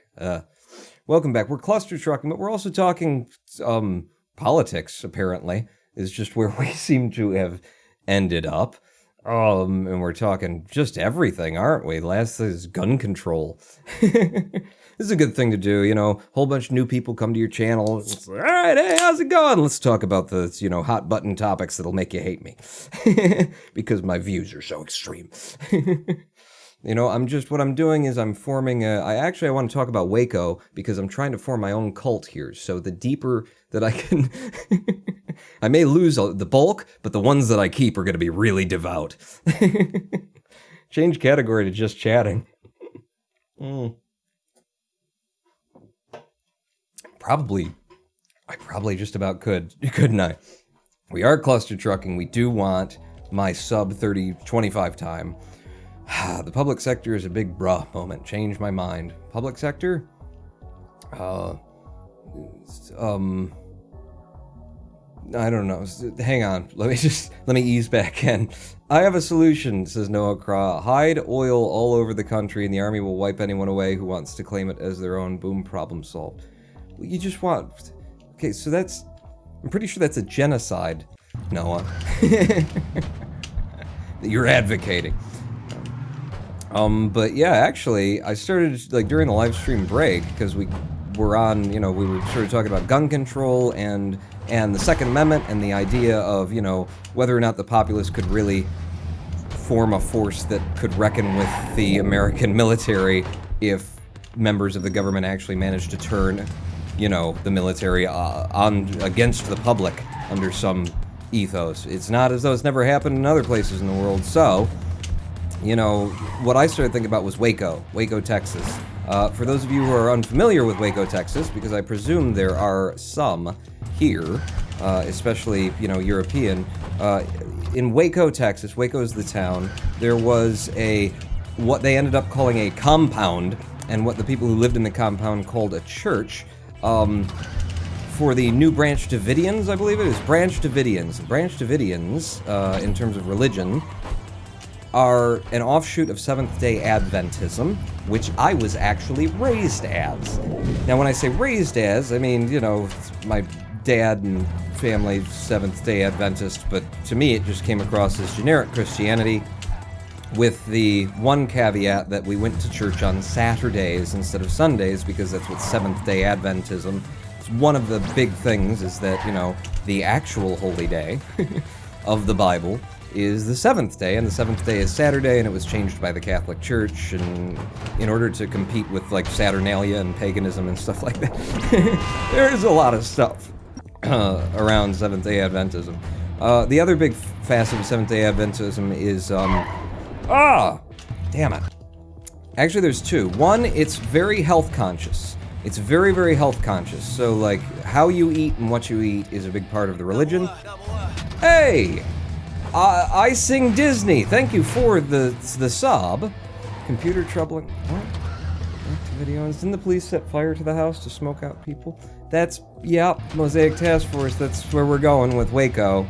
So yeah, Seventh-day Adventism. The other big facet of Seventh-day Adventism is it's very focused on the end times. The Book of Revelation, the prophecies of Daniel, that kind of a thing, how things are going to be in the times before, you know, before Jesus comes back, and the four horsemen and the apocalypse and all of that. There's a lot of focus in Seventh-day Adventism on those days, and there's a lot of theories, a lot of, you know, a lot of different things go around in Seventh-day Adventism. For example, as someone who's familiar with Seventh-day Adventism, did you know that the Pope, at one point, wore a hat with a Roman inscription on it, and if you added up all of the characters of the Roman inscription that were, you know, X's, I's, L's and stuff, it added up to 666. Did you know that? That the Roman Catholic Pope, at one point, And I mean in recent history, like there's pictures of, you know, popes from 30, 40 years ago or something like that, literally wore 666 on his forehead. So you can see where, you know, you just got a lot of good fodder for conspiracy. You start with the Bible and then you go on. But so, they're very focused on the end times Seventh-day Adventists, and Branch Davidians I know nothing about, but I know that they were very much focused on the end times, and part of their end times Revelation interpretation was that at some point here, the governments of the world, and particularly the American government, is going to come for us, and, you know, persecute us as Christians who are upholding the true libbity-blah, flibbity-flu, yada yada yada. So there was a belief that someday the government is going to come for us and they're going to persecute us. And the Branch Davidians had a whole bunch of guns because that was their belief. And it was, you know, Waco, Texas. And so, you know, having a whole bunch of guns was not that out of the ordinary in the first place, especially if you believe religiously in a prophecy that says that the government will someday come to persecute you. So yeah, they had a whole bunch of guns, and the way that I understand the circumstances of Waco is that the ATF basically viewed the Branch Davidians and David Koresh's quote-unquote compound, again, they would have called it a church, as, you know, a cult of David Koresh personality and something that was dangerous, and local law enforcement not real happy about the Branch Davidians being a thing. And so they got themselves a warrant based on, I think, some purchases that the Branch Davidians had made at like a local gun show or something like that, and they said, we have reason to believe that you might have illegal weapons on the premises, and we've gotten a warrant, and we want to come by. And the Branch Davidians said, yeah, okay, come on by, and they scheduled a time for the ATF to come out. Literally, it was a scheduled meeting, like, you guys come out about at this time, and we'll be here, and yeah, we can show you around the place, you could do your inspection, you could walk through, you could look at all our guns, you could tell us whether we bought something that we're not supposed to have, whatever. Scheduled time, ATF showed up at the scheduled time, and then instead of like going to the door and knocking and saying, okay, we're here for the inspection, set up a ladder next to one of the windows and climbed up, and a man in full black tactical camo, not camo, but full black tactical, you know, equipment, kicked in, shit, that could have been good, kicked in the glass window and burst into a room where there were people, and because they have a bunch of guns and they're preparing for the day that, in fact, this happens, there was a gun rack in that room, somebody saw, you know, a government agent in black tactical gear coming through the window, grabbed a gun, and shot him back out that window. And from there began what was, if I recall correctly, a 60-day standoff, over 2 months long standoff, where FBI, ATF, just all kinds of government forces were at the door, outside, along with, you know, just camper vans full of onlookers and press and stuff like that, where, yeah, there was a siege on the compound because the ATF kind of abused their warrant there and abused the cooperativeness of the Branch Davidians and decided to kick their way in. Over the course of that siege, it's over. Over the course of that siege, the Branch Davidians hung like sheets, bed sheets out the window that they'd, you know, like painted on. We want to talk to the media. We want to talk to the FBI. We want to talk. They won't let us talk to anyone. Like, they wanted to speak both to people in charge as well as to the press to let people know what was going on and how this all started. And there was a media blackout at the siege. The, you know, agents of the American government would not allow them to communicate with the public. And for 60 days, everybody just sort of sat there watching the TV. What's going to happen next? And at the end of this 2-month siege, there is video footage of a Bradley tank, that had been equipped to, instead of shooting shells, have a flamethrower. And there is footage of that tank going around the building from behind where the cameras aren't and blasting the building with fire, lighting it on fire with all of the Branch Davidians inside the building, including, as people are always, always point out, which as a man, like, why is it important? The women and the children. What, so I'm an adult man, I don't count? You can kill me, but you can't kill the women and the children? But yeah, it was a church. It wasn't like a fucking militia. I mean, they sold it as a militia, and in fact, in the course of the 2 months that everybody was, watching this thing, various sources in the government and in the media reported that there was suspicion that there was child molestation going on in the compound, that there was drug manufacturing in the basement, that kind of a thing. None of that was ever found to be true. None of the children who survived the government burning them alive came out and said that they'd been molested. I guess it was a pretty good idea to burn the building down, because if they hadn't, then the claims that there was a drug manufacturing facility would have been pretty... You could have proved that, but since they burned it down, all you can do is sort of guess whether or not one of the rooms had a meth lab in it, of the Christian sect here who is very health conscious. Big part of their preaching, maybe they were also, mething it up, sure, that makes sense.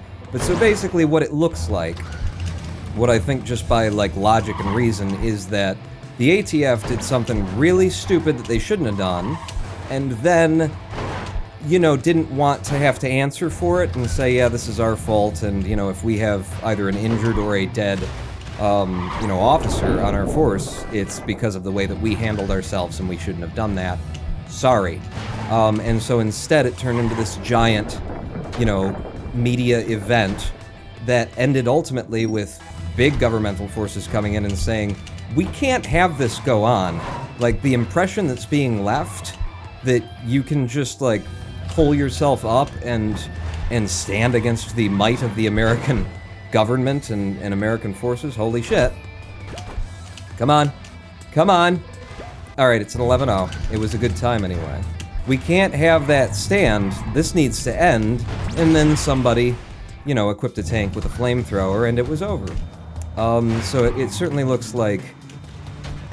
I wouldn't even say conspiracy. It doesn't seem like a conspiracy. It just seems like the natural ramifications of everything that happened there. People in power didn't want to have to answer for, yeah, we shouldn't have done that. That was a violation of their rights as American citizens. Oh, I got through, and I just reset because I thought I was dead. And it just, kept getting bigger and bigger and bigger until we ended up with what we ended up with, which was a lot of dead human beings that were flamethrowered to death by members of the American armed forces. So yeah, like that was...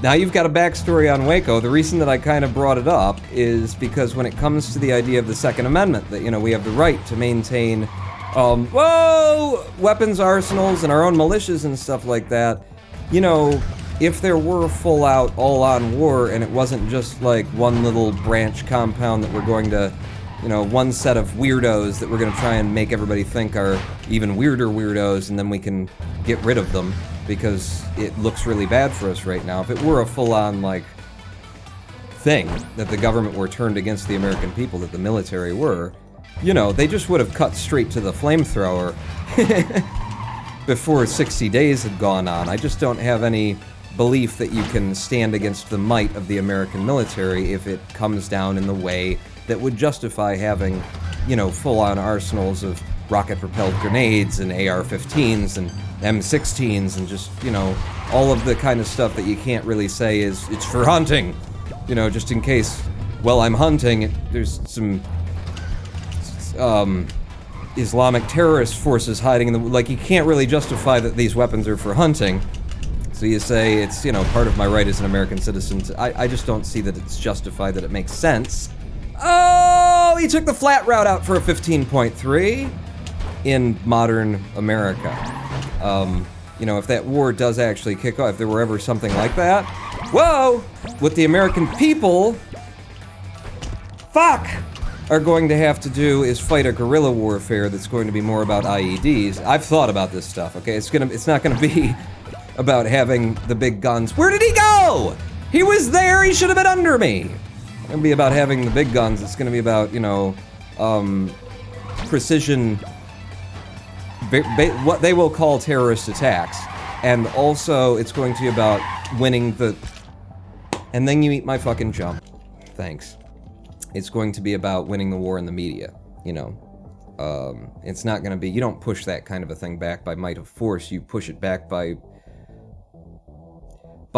bringing out how horrible it is and how evil it is, you know? The sad thing to say is that most wars of that nature have been won by people just standing up and letting themselves be shot, because it demoralizes the people who have been given the order to do the shooting, and then the military eventually crumbles because they just can't sustain killing innocent people. So the way that you win those wars is literally just standing up and saying, fine, kill me. I have no weapons. I'm not threatening you. Whatever your policies are, whatever it is you're doing, you're wrong, and I'm willing to die for them. Just kill me, and then letting them kill you. Because eventually, that's how it, you know, it collapses from the inside. The military force is demoralized. Rex Gates, enjoy your 43-mile trip. Big guns help dealing with big threats and making impact strikes. Molotov cocktails are all you need for a revolution, baby. I Sing Disney cheered 10 bits. Thank you for that. Vietnam, dude. You know, okay, so if there's Vietnamese, you know, you're out hunting, and then there's, you know, someone who got here from Vietnam, several, and they're still alive somehow, and they think the war is still on, that would be another reason why you'd need the AKs. That's... Producer, Seventh-day Adventists check a lot of boxes on the Byte model for cults. There's a model for cults? I wouldn't be surprised. Honestly, you know, I was in a monastery for 3 years. Zen monastery probably checks a lot of boxes as well. I was introduced to you from GDQ exposure video. I was amazed. I wanted to follow you as soon as I could. I'm happy to have you, I Sing Disney. I'm just trying to... What's an ATF? Asked Dovidas, and I believe it was answered in chat. The alcohol, tobacco, and firearms. Interesting 3 things to put together. Kind of sending the wrong message, aren't you? An anonymous cheerer with the 10 bits, the ghost bits, too. Hang on, let me just swap over here before I continue running and see what Streamlabs says about the many things that I've probably missed. So I Sing Disney with the 10 bits, an anonymous cheer with the 10 bits, I Sing Disney with the sub, and then back to Insights. I haven't missed that much, but what I have missed is chat. This game is just not, like, it's not very good for me being able to look over at chat while I'm speed running it. Scrounger11. Russian U.S. militaries. Do you understand logistics and issues in fighting foreign wars? I don't know. You're probably talking amongst each other because you can't really talk to me, can you? Let's just launch an ICBM and end gun violence, you know?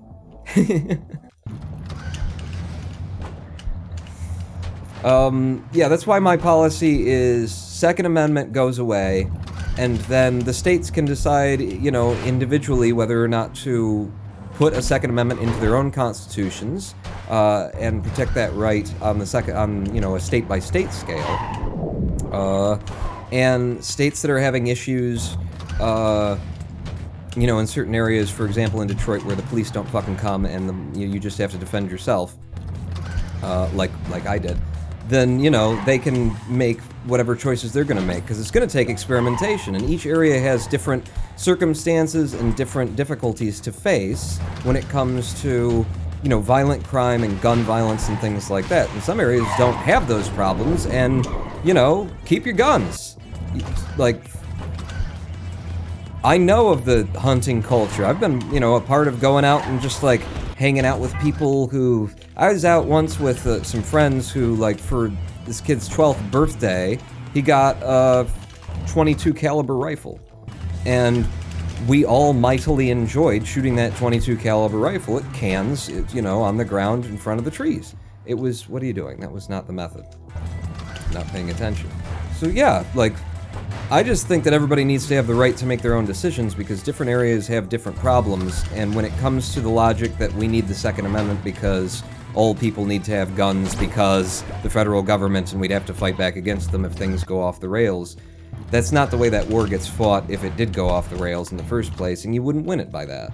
And it just doesn't make sense to think that you can, you know, war against the American military with the BB guns that they let you have. But, you know, what you do in your own state and what your own, you know, communities and what your own voters come up with and decide is appropriate for your area, I'm for that. I'm for that. Allow the people who have the problems to try and solve the problems, and allow the people who don't have the problems to enjoy themselves however they're going to enjoy themselves, and work on it from that level. Nope, just no way through that level. But yeah, in the face of Waco, it's kind of evidence of those people were planning for it, they were ready for it, and then what they believed was going to happen someday actually happened, and end of the day, they just burned them alive. Which, you know, is not something to laugh about, but I did right there. Kind of because you either laugh or cry, so you laugh. Because it's more manly. Dead people who shouldn't have died because people were trying to protect their image of the military. Alright, so that was a good downer. Can we play some Clustertruck now, Pawn? Maybe. Maybe. Self-fulfilling prophecy. I absolutely agree, too, Mystic Earth. Yeah. Like, they were looking for it, they were ready for it, and the fact that they were looking for it and ready for it made it happen. But, you know, it was the ATF's fault. Absolutely was the ATF. Fuck! That was good, I was, like, set up for that one, and then it ate the fucking jump! Alright, through the fucking game, Pawn. Play the game, 6.8. We need that Sub-25, you need to be serious. You need to be serious. Pop, that's not gonna go, but we're gonna run on it anyway. We don't need the best time ever through World 1. Just come through it alive, and then come through everything after it alive. Yep, thank you for that. And then, boom. We'll take in a 23-minute time instead. I mean, that's entirely possible. At the level of gameplay that I have right now, that I'm putting in right now, when I'm actually trying. When I'm giving it some amount of my full attention. I could go sub-24. I could go sub-24. I could definitely grab a 2430. I could definitely beat HDDN. And that would get me 4th place, I believe. 6.782. I mean, other than that, it's just a matter of, you know, throwing myself at the game over and over again. And getting lucky enough to come through with some of those big RNG spots. You know, end up working out. I get through with the first pass instead of having to take a death. There's a little bit of an RNG spot. 1-7. Come on. Come on. Nope. See, if that little truck bounces up its butt, it's really hard to connect with the trucks that you need to connect to in order to make that come out. So, protect your time, Pawn. Protect your time, play this. Play this safe. Play it like a marathon run, you know? You don't need every little bit of everything that you can get. You just gotta, you know, get everything that you can get out of the spots where it looks like, ooh, I could get that. So, good, good, we're set up for this. Nice little kick from that one. Ooh, good next level throw, too. Okay, into the side of this guy, pops me over, we land here, we go into the right strafe. Come around the corner, do it again. Just about missed that one. Get up and out of the level in a hurry so you're not losing too much time. 14-8, bad next level click. Now into 2-2, set up here. They clap, I go. Into the side, little jump like that. Okay, okay. It's slow, but it's in. And then 2-3, hop, no, yes! Okay, we'll go to the front truck and jump in for a nice 10.0. That's good time. Now, here. Prefers safety, Pawn. Safety to speed. Yeah, that was not looking good for me. Safety to speed, so 2-5. Oh, shit! Pooping pooples. Yeah. Okay. Yep. take it a slower route, because you're on a slower route. Hey, hey! We're in 2-5, bad next level click. I'm kind of struggling with my mouse hand right now, at the position that it's in. Alright. Rearrange your mouse hand. 9-7 out of there, also slow. But we're also deathless. Don't say that until you're like through everything. Then you can say that. No, no, don't do it. It's gonna set up for the mega jump. Didn't need it. Didn't need it. Pop, pop, pop, pop. I can make it.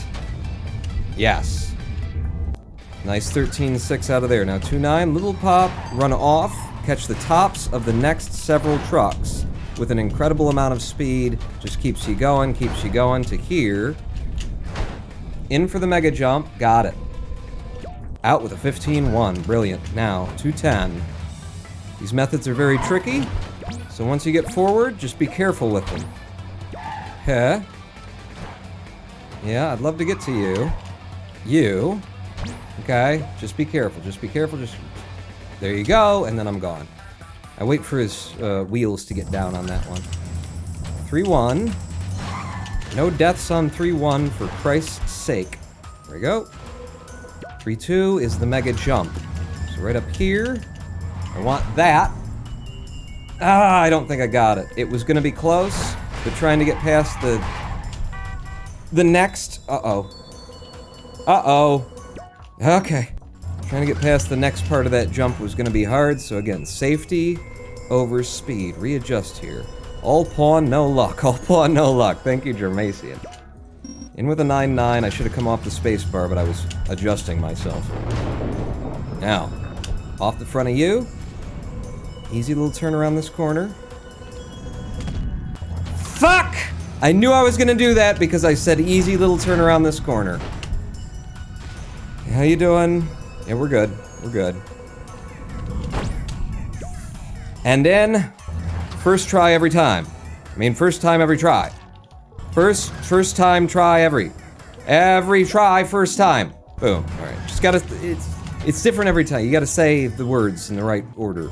Alakazam, Kazama Ala, Ahmad, Hamud, what? Something. Go. Go. Oh, this is, right, stay up. Stay up, stay up, stay up, stay up. I'll go. Yes. Alright, 3-8 now. To you. And then, nice mega jump. Oh yeah, nice flat one too for the speed. Up and over.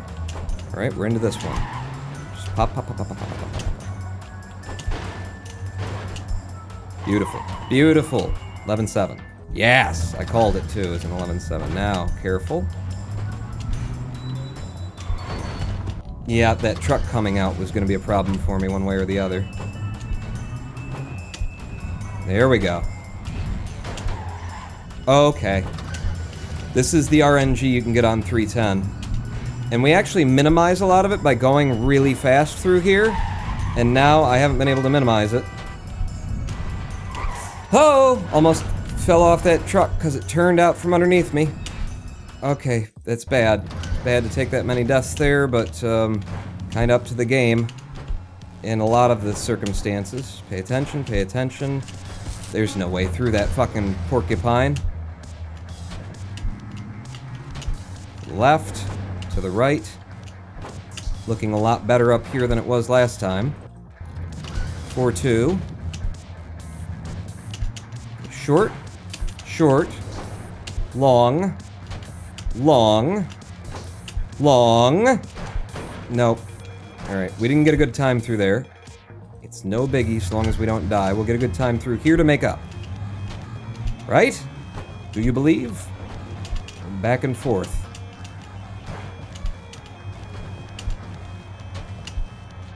$12-9.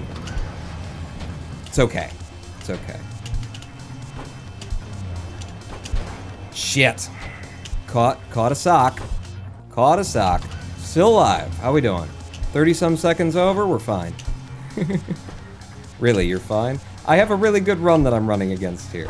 We will take deaths in World 5 in these splits where I can make up all of that and more. if I don't take more and new deaths in World 5, is the thing. I got this perfectly.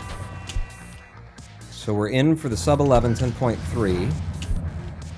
Still pop. I don't like this. Okay. I don't like any of what I'm seeing ahead. Okay. Ooh. 4-8 now. Don't forget to pull back a little bit right here so that I can get up and over that. Get up to you. I didn't keep the speed, so I'm gonna have to wait it. All right, now 4-9. 4 trucks forward, stop. 2, 3, 4. Lasers forward, and then go, and then go. And we're out here. Now 4-10. All right, not the way I usually take it, but it didn't work out. Okay, we're still good for the backup, maybe. Looks good, looking great. All right, good backup out. Now here's where we can save time in these splits. And we might want to save them just by slowing down, actually. So that I don't have to take deaths. 5-2. I'm taking the straight route. I'm taking the straight route! Yes! For the 8.6. 5-3. Gotta go to the right. Gotta go to the right. Nope. No trucks to connect with. Okay. Stayed alive. 5-4. The poppers. That is brilliant. If I get that every time. No! Ah! Well, I get to practice getting that every time. I didn't. Front truck. Don't die into the goal. 5-5.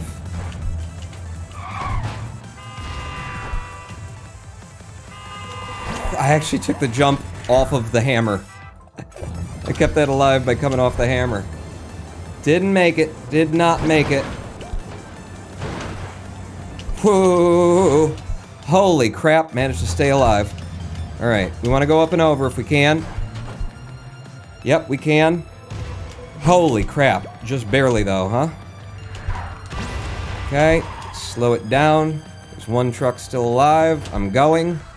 And I'm in. 5-8, another mega jump. Ooh, we didn't get much of anything there. Shit. There wasn't a way forward. Go immediately to the backup. It's gonna cost time, but... Shit! Okay. Come on, somebody push through. Somebody push through. You made it. Don't get hit. Don't get hit. Don't. Ah! 5-9 now. To you. Little hop. Oh, this is bad. Oh, is this bad? Whew, backed it up. 5-10 now. Up and over. Looking good ahead. I think I can make it all the way. No, I can't. Shit. Okay. And around the corner. Land you. Get to the front in a hurry. Nope. You. Eat shit and die! I was right there, you pop it. It needed to pop, it didn't pop. Oh, we're fucking... No, keep going, Pawn. Oh, because we're still on green. We just came off of green time. Ugh. That'd be great to put in a new PB where there's like 3 seconds in the middle where I just paused the game. It's like, fuck, I think we're done. I mean, we kind of still could. What are we on? 23:38 is still potential. Okay.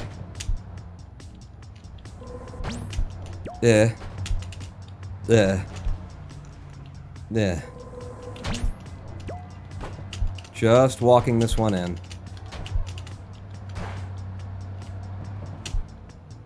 Because it's just really hard. It's just really hard. And I don't want to lose. This world actually kind of freaks me out in the run. Whenever I get here. Like, if anything's gonna get me tilted, it's this world. And I think it has to do with the color palette or something. God damn it, Pawn. Nope, didn't get the jump again. Come around the corner, land on anything, and walk into the goddamn goal. It's just, this one is so... It's technical precision, which means there's not a lot of excuse for messing it up. Maybe that's why I don't like it. The other ones I can say, oh, but the randomness, you know, how are you gonna deal with that random?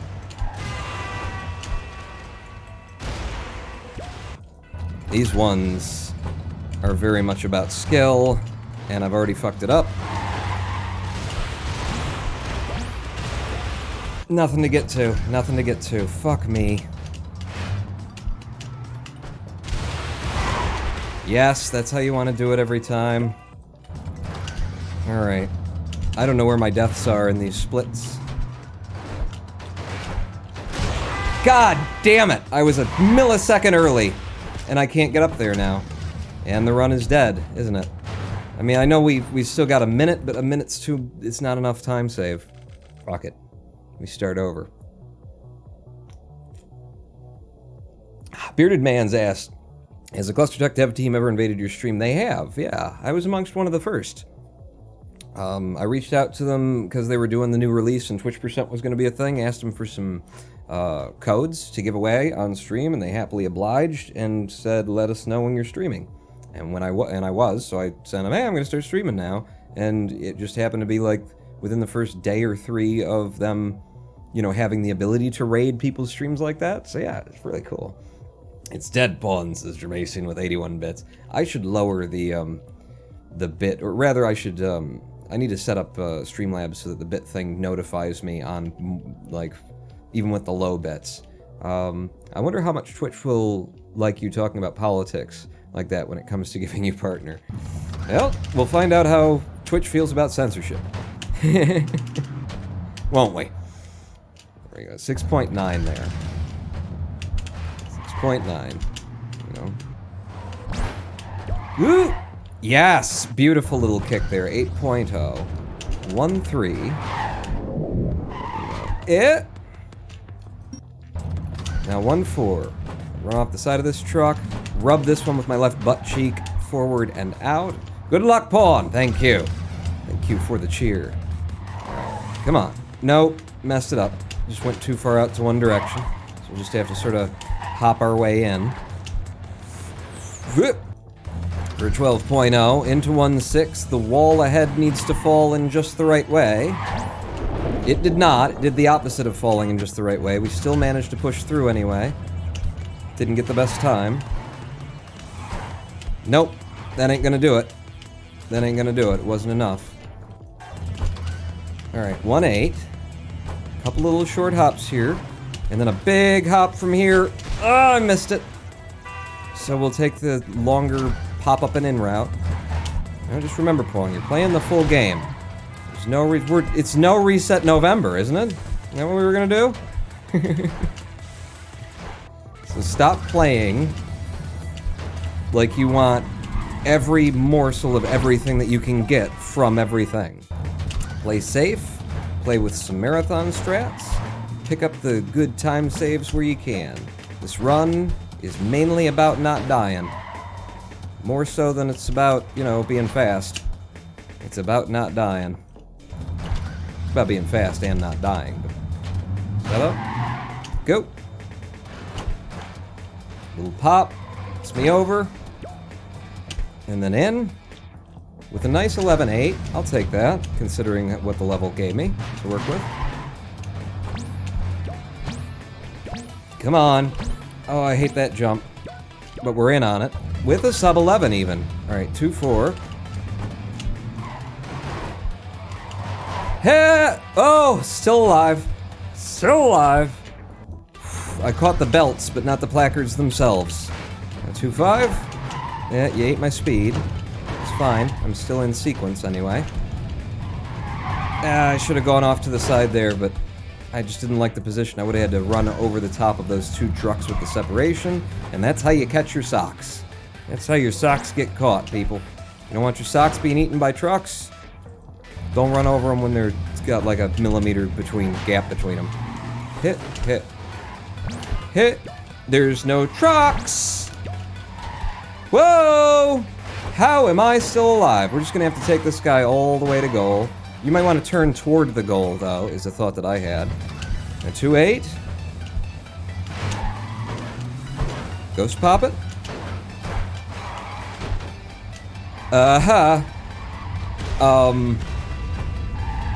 Okay.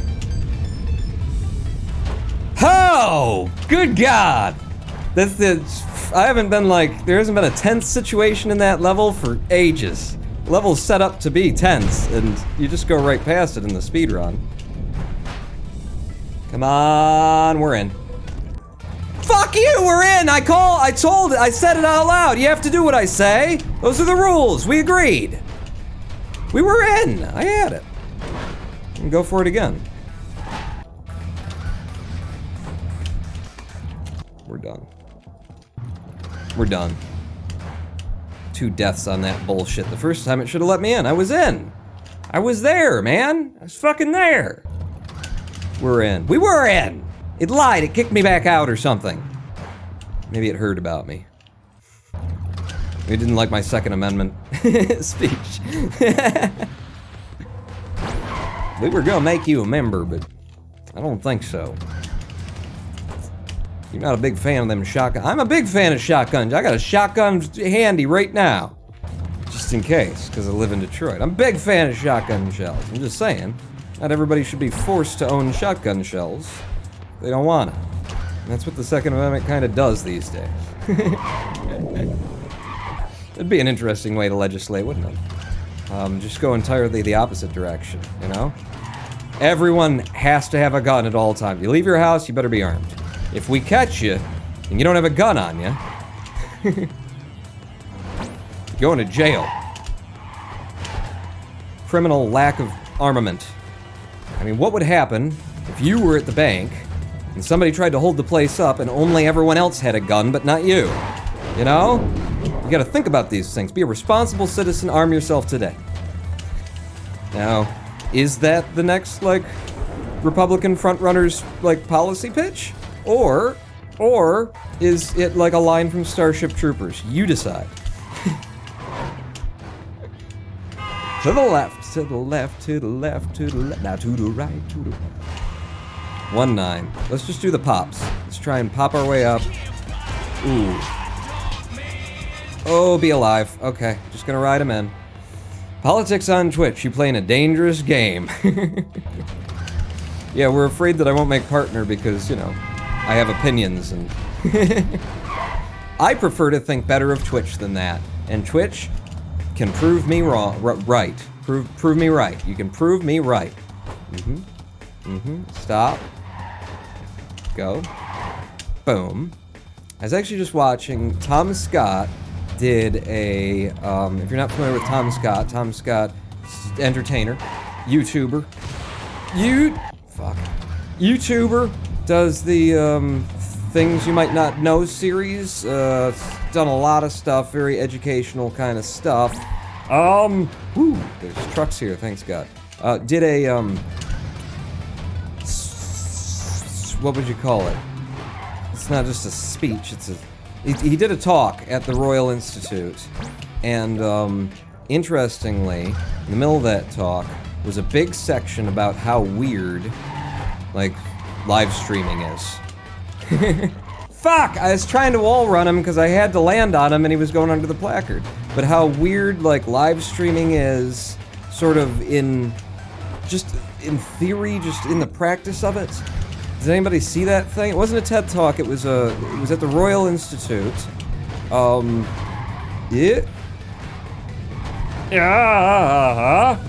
Fuck. He referred to it as selling friendship. And the thing is, I like Tom Scott, and I don't disagree, necessarily. I don't disagree with what he was saying, because a lot of Twitch is that, and certainly, you know, it's worse in some areas than the other. But when you come down to it, you know, like the idea of, he pointed out, a Netflix subscription with all of the various wide content you can get is $12 a month. A subscription to a Twitch streamer is $5 a month, the lowest tier. You are subscribing to an individual. You know, and it's like, you point out a lot of things that, you know, yeah, it's not, And then he looked at, like, what various platforms, Twitch and Patreon and things, what they recommend to people in terms of, like, growing their audience or, you know, converting viewers into people who pay you, that kind of thing. And he said, I mean, you know, look at this stuff. That's like, the recommendations are kind of parasocially manipulative, you know? In, like, try and make people feel like they're your friends and that kind of a stuff. That kind of a thing. So I don't disagree what he was saying about, but his, you know, comments got more and more, like, on target and more open to, like, the fuller situation, because he, of course, is a YouTuber. And so, you know, like, he started out kind of on that extreme of talking about how bad, Twitch and some of this stuff can be in terms of people trying to market their friendship. Damn it. I can't take that. Are you saying you're not my friend, says Lewis? No, we're friends. We're friends. Silas Starco, my good buddy. Thank you for the beer. Actually, that's like 3 beers, because I buy the cheap stuff. Thank you for the subscription. But he did bring it around eventually to, you know, recognizing that, like, what I want to say, what I would add to that is that there is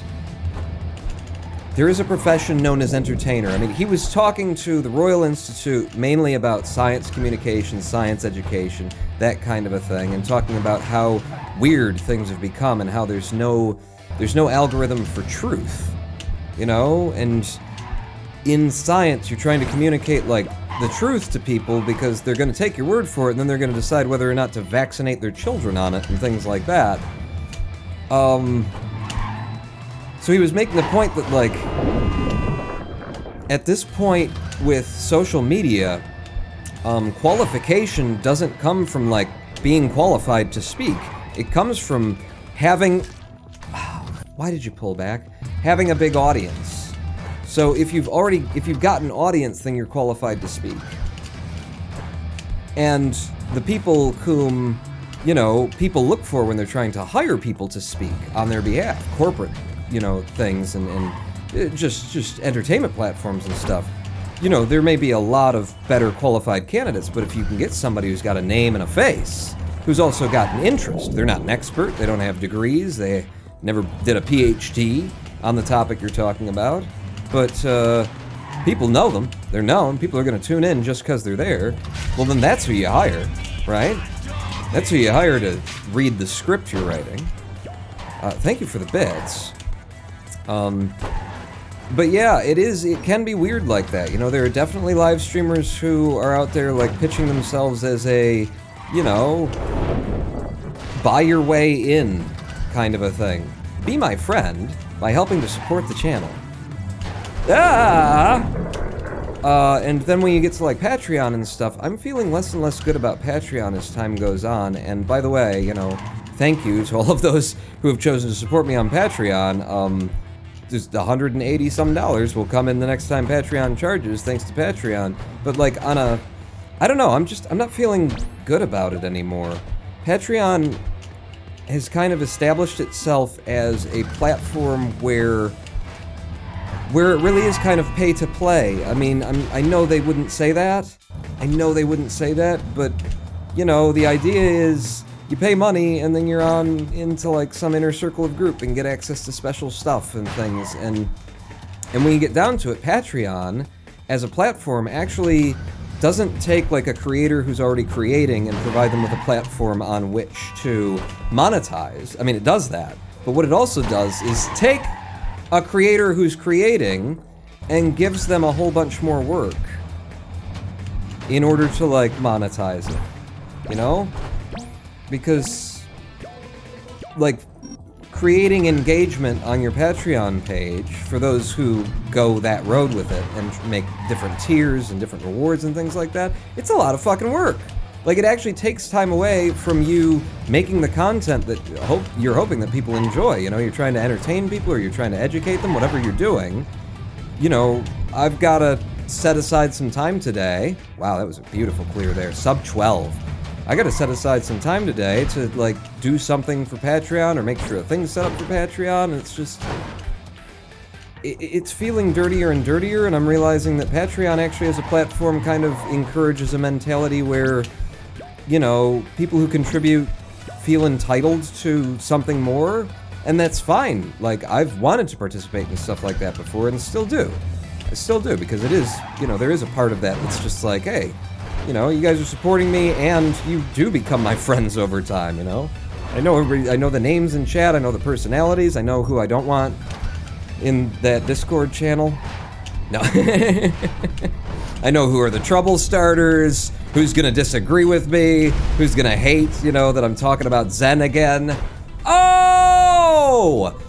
IL times on that. You know, so it becomes a community, and it becomes friends that I get to have, considering I don't leave the house that much. But, I don't know, Patreon, it doesn't feel like it's more work, and it leaves the impression that something more is owed. And you don't have to set up your Patreon that way, and some people don't, including me. My tiers are all just a joke, you know? All of my tiers, you could be a Spud level supporter or a Tater level supporter, and you all get the same thing, kind of thing. It's just an opportunity for me to do more comedy. Yeah, by using Patreon systems. But yeah, I'm feeling like, you know, by comparison, Twitch is like, you know, you subscribe, it supports the channel, you get some little emotes that you throw around, we have some fun in chat, we raid people, like, it's a community, it's a thing that's going on that's actually happening, that is fun and lighthearted, and it doesn't take up extra time in my day, first time every try. Well, I'm trying to prep for live streams and decide what you guys want to see next, and, you know, be the best there ever was, like no one's ever... Be the very best, like no one ever was. To run them is my fuck. To not fall off is my cause.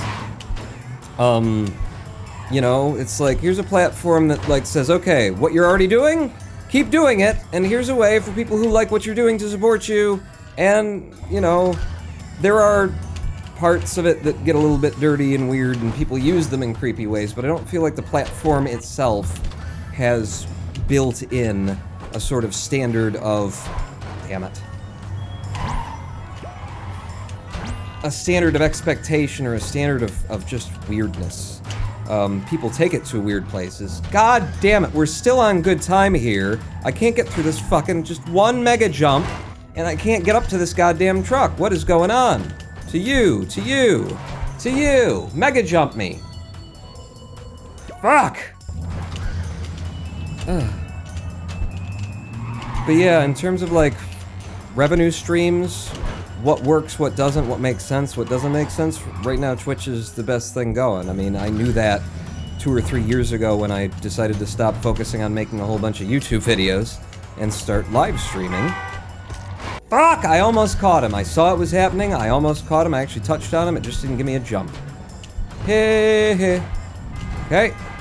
Right through here, to you, over to you. I think I'll do this, and then out. Good, how we doing? 30-some seconds behind. Getting a good run through here. Oh, what a beautiful run through there. Okay. No, shit, I caught an edge. Short, short, long. No, it's fucked. Hop, hop. Just walk it in. Alright, 4-3. No! This way, Pawn. Okay, I forgot. Hit, hit. Can't be giving up those little nicks of time, you know? Death by 1,000 cuts. 1,000 time losses. Need to be staying alive and going fast. Huh! Fuck! That is neither of those things that I just said you need to do. Oh.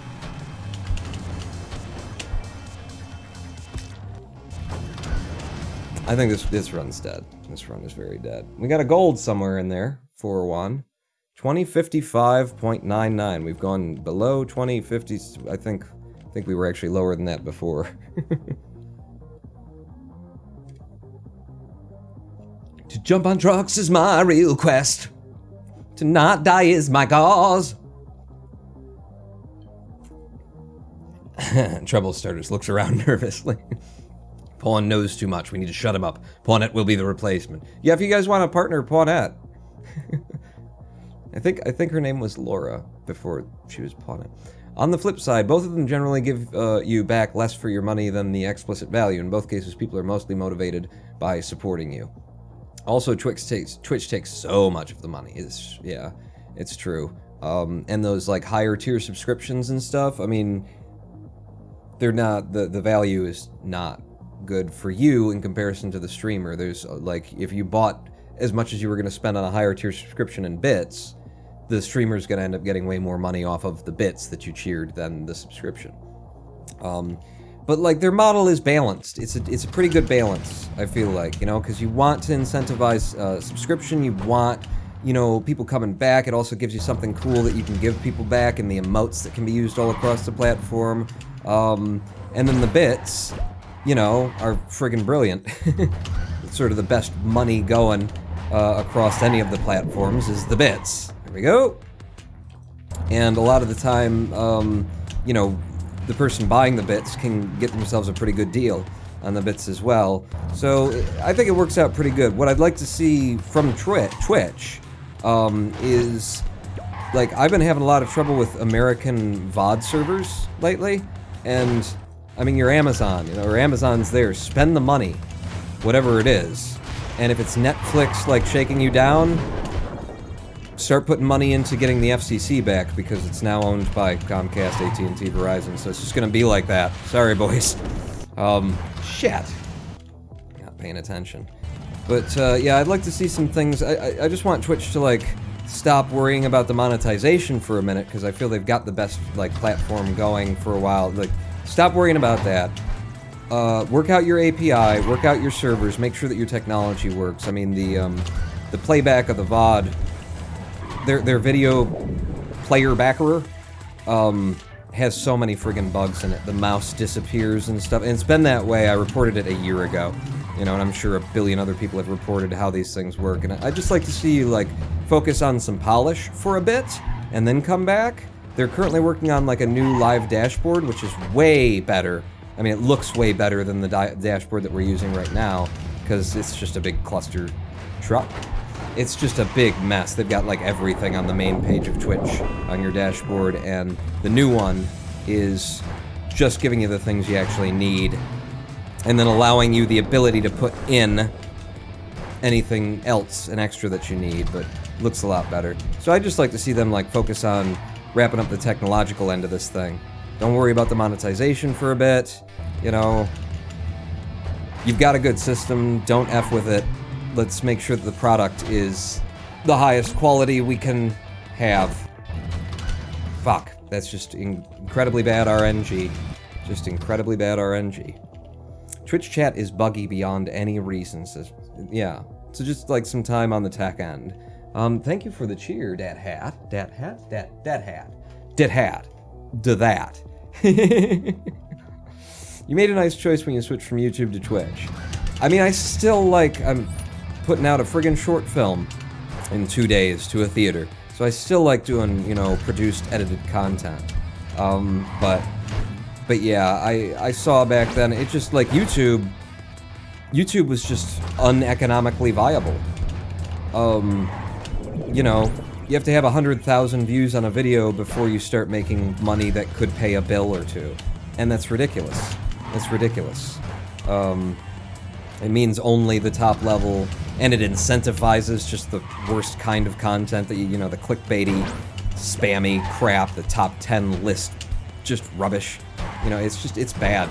It's just bad on YouTube. And Twitch found a way to, you know, integrate all of the features of fan, you know, viewer support, fan-funded content, like, directly into the making of the content. And YouTube had nothing to answer back, and then they copy-pasted Twitch's systems, and it's just still not as good. I haven't even turned on the YouTube, like, support kind of thing. If you want to support me, come over to Twitch. If for some reason you can't watch on Twitch because their technology is a little bit, Twitch, get on it. But if there's a problem with that, watch on YouTube, join us in chat on Twitch. That kind of thing, at least until they partner me, at which point that will be impossible. So that's what you get, Twitch, if you partner me, is I will not, you know, that's part of the deal here, is I no longer allow a portion of my audience to be viewing from YouTube. Which, honestly, I don't feel good about because your technology needs to come up to snuff! Fuck. It was a good time until that, and then I can't run 2-1 again. That's just stupid. That's just stupid. Yeah. Nope. Too slow. I mean, there's a lot of time to save. It's the first, but 7.0. Come on. Let's have a 6.6. Yeah, 6.6. That's what we're talking about. When I pay attention, try and put it in. See, I gotta have that sub-20, whatever it is right now that I'm going for. Sub-25, just like if I did off-stream. But I don't want to do it off-stream, it's way funner. It's way more fun, and an additional challenge. I'm a man who chose a speedrun in a game and a category where the whole thing comes down to friggin' luck, and no matter how good you are, you know, the game can just steal it from you at any moment. Obviously, I want the biggest, baddest, nastiest challenge that I can. It's gonna be the most frustrating. So, having the responsibility to keep the chat going, to keep commentating, as we run this incredibly difficult category of its star. See? Holy shit. Really? I just triple golded there? Fuck me.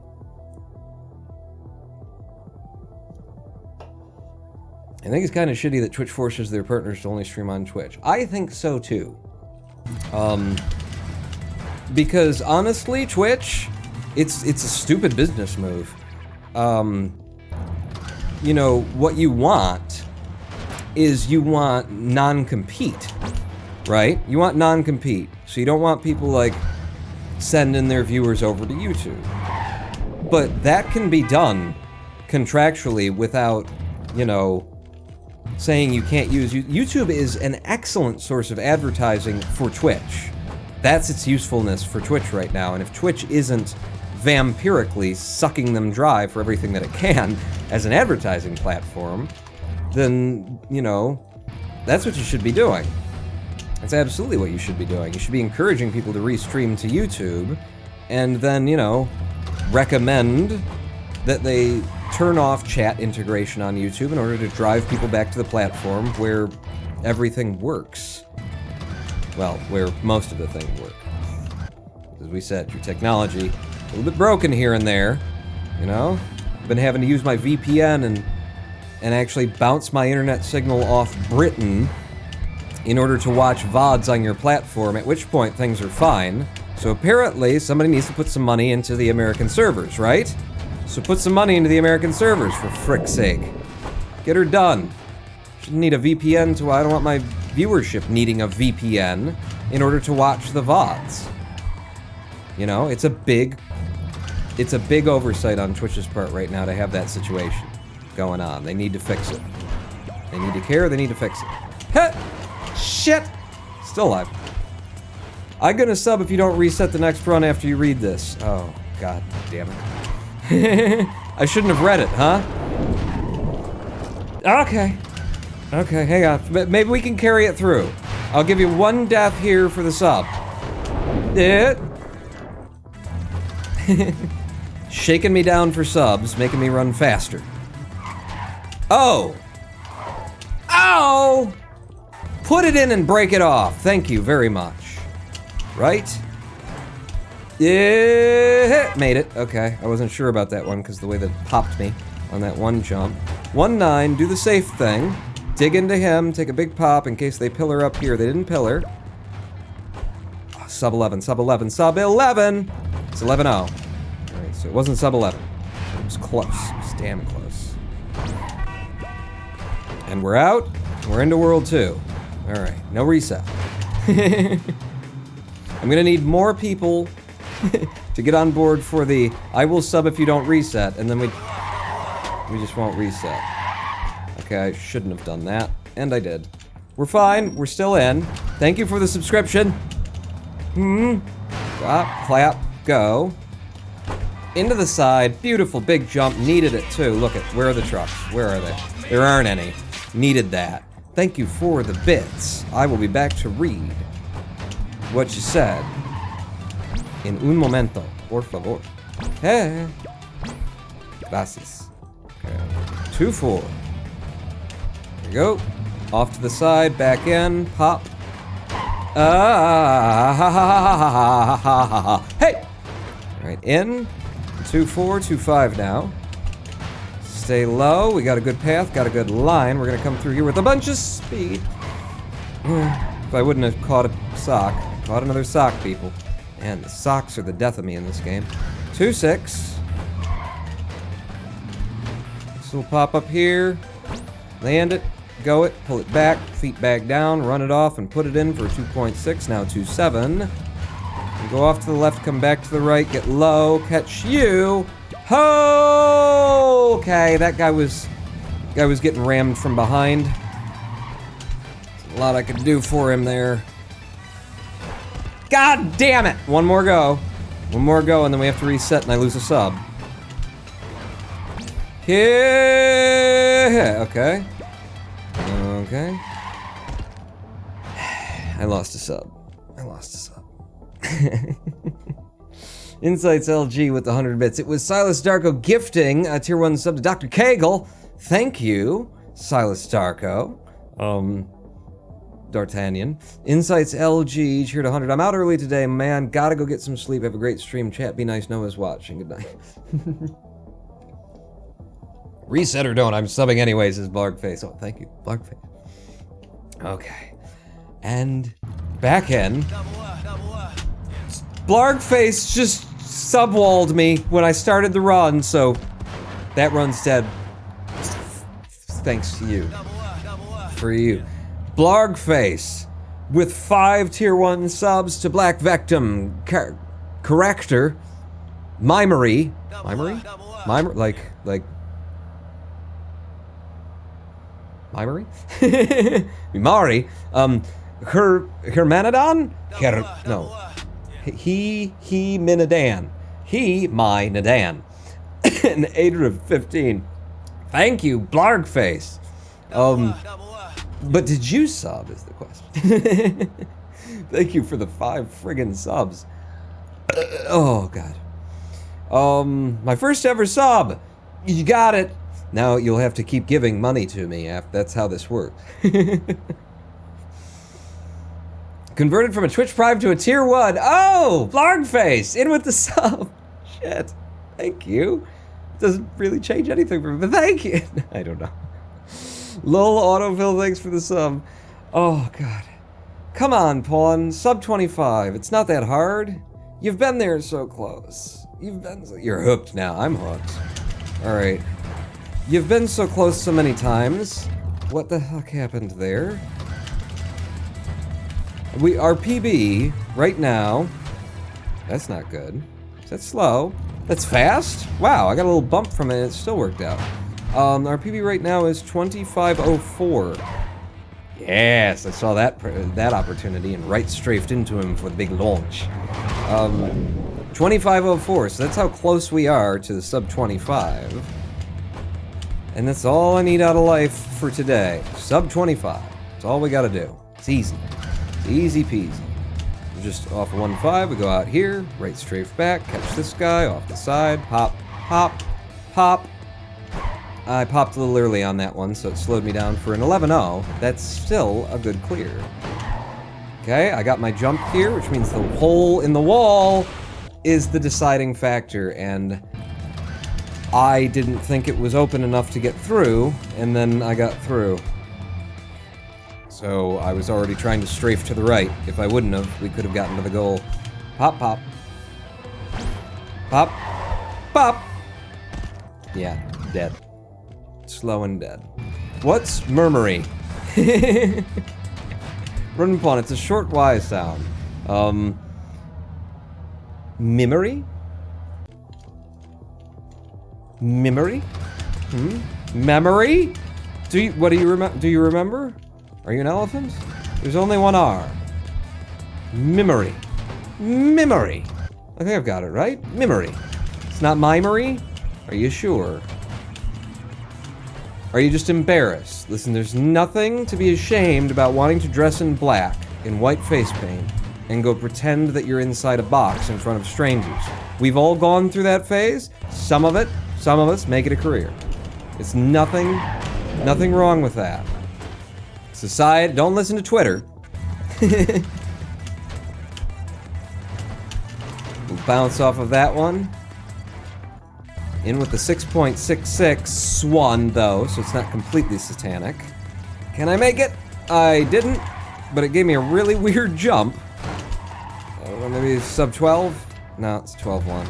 It's fine, pawn. There's a lot of game ahead of you. There's a lot of game ahead of you. That did not work out. Still in with an 8.3. When it doesn't work out, I still crush it.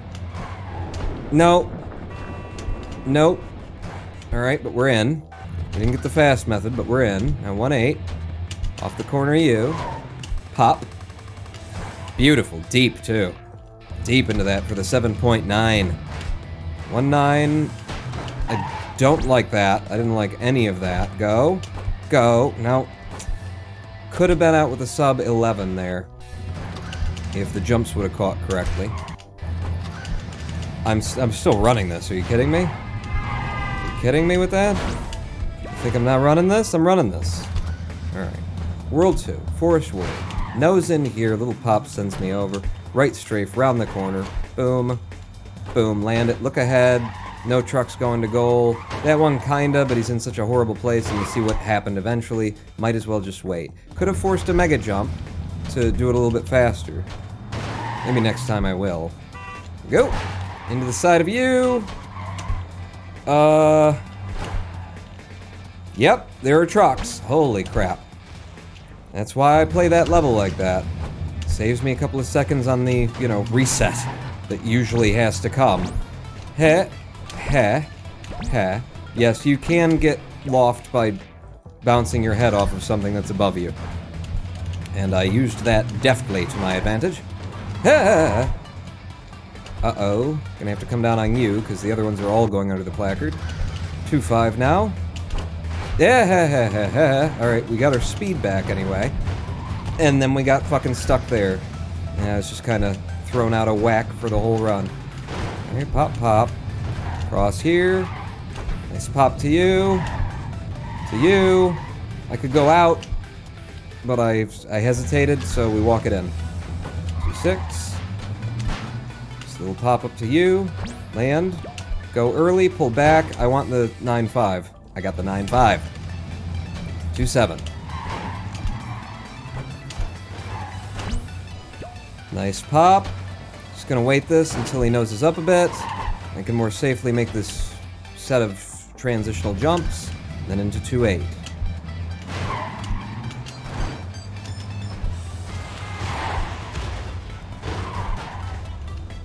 And we're actually here so early I have to wait, because I wouldn't have been close enough to the goal to make the jump.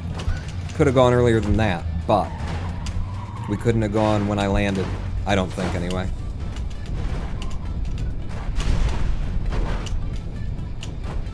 No, I'm too far away. You know, that's you're praying at that point to make that jump. Alright, 2-10. Lean into the side, little jump, get me onto you! It didn't. Let's do it this time, though. Yep, okay. And then forward, little nudge in there, didn't get what I was looking for. Wait for a nose up, get onto you. Just wait for you to go over. I don't risk it on this one, 2-10.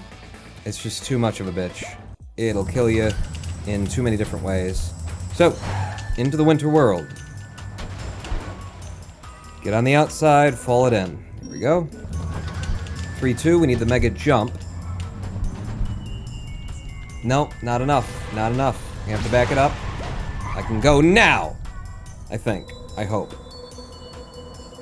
Yes, it's a very fast back up there. God, I keep doing that. I keep catching the little fucking sock thing on the edge of it. I think I can still get a decent time out of here.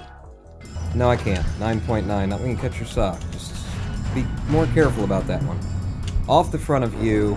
I love it when that truck pulls forward. It's the better version of this. Uh-oh. There we go. Take a second kiss. It's still the better version. Damn it. Okay, first time. First time. First time. First time. First time. Every try. Into 3-6.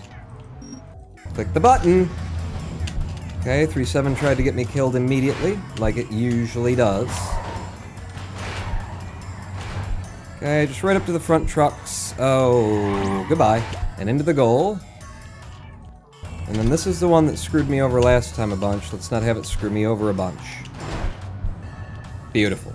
Nailed it. Nailed it. Ooh, wow. That was about as close as you could get to not getting over that and still get over that. Oh. Oh, sexy as hell. 310, be kind. It's up to you and your RNG. Also my gameplay, but mainly you and your RNG. Huh. Oh, it was gonna be so good! It was gonna be one of the best fucking times ever! God damn it! Little nudge on the forehead. Gets me killed. Got another chance to do it.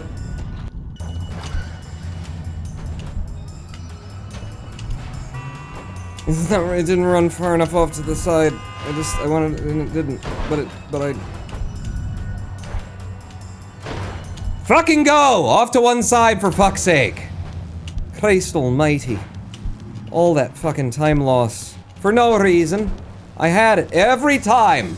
Every one of those times I had it. All I had to do was not run my face into it. God, what an idiot. Alright, go. Long. Fuck! Caught a sock. I have to fucking wait. And in. 4-3. Cross there. Perfect. Okay, we're in for the perfect run now. Yes, we are. Oh, but are we for the 12.5? Eat that. Whoever you are that would be eating something like that. In with an 8.8, I'll take it. 4-5, what are we doing on time? We're almost a minute over, but we've got 22:33 still possible for a finishing time. So I'm not giving it up, because again, I think most of our time loss, or some of our early time loss, is in World 5. Fuck you. You weren't in the place where I expected, and I didn't have time to look down.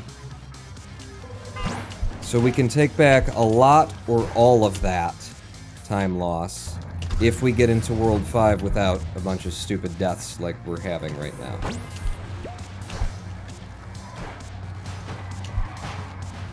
You going? Are you a goer? You look like a goer.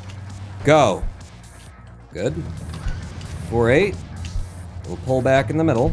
Right here, and then up and over, and then up and over, and then keep some speed and push it through. I used to be so much smoother at that. Things you lose over time. 2, 3, 4, take the jump, and then go. I'm too early, so I had to slow down a little bit. That is just by sense of smell, knowing where you are and what you need to do. Shit! Okay, managed to stay alive for it, though. That was a good setup that just went to tits.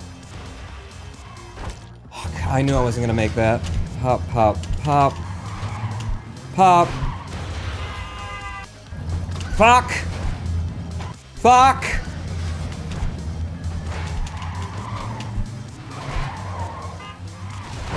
God. Fucking damn it. I don't know that I can make it there. I can make it to the goal now. Alright, how we doing? Minute 13 seconds behind.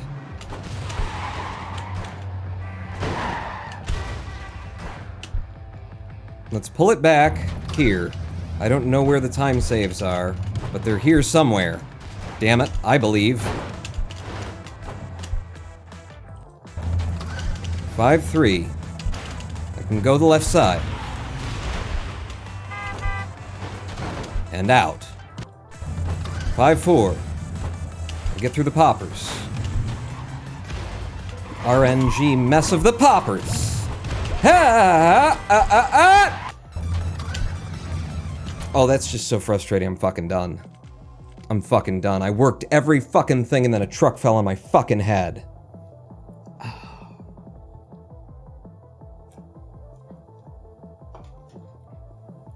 God, when you work that hard, right, left, right, under, down, over, okay, got it.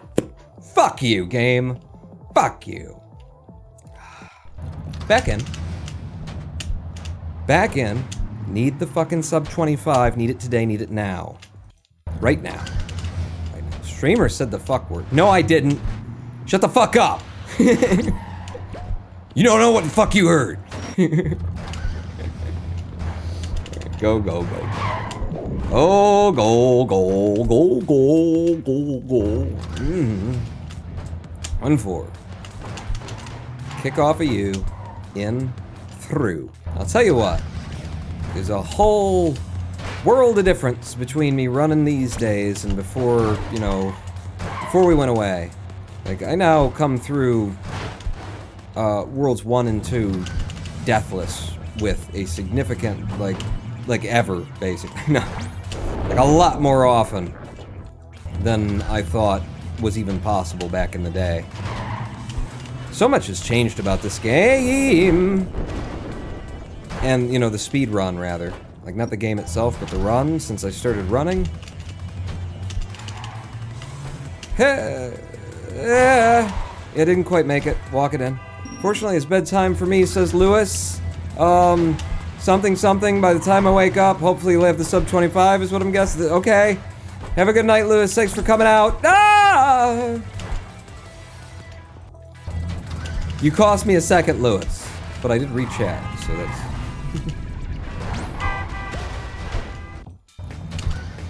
Alright, we're into Forest World. Deathless, I might add. And round the corner to the right. Round the corner to the right. Sit him. Looks good.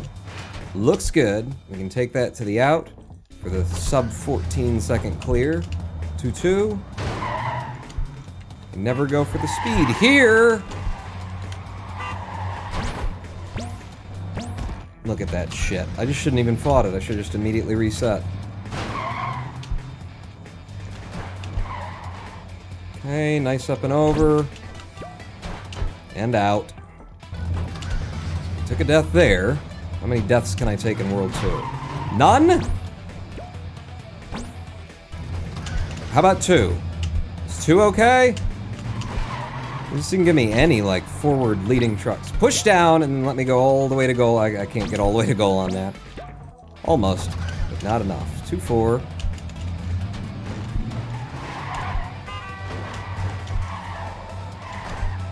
You think I can't put it in just because none of the trucks are there?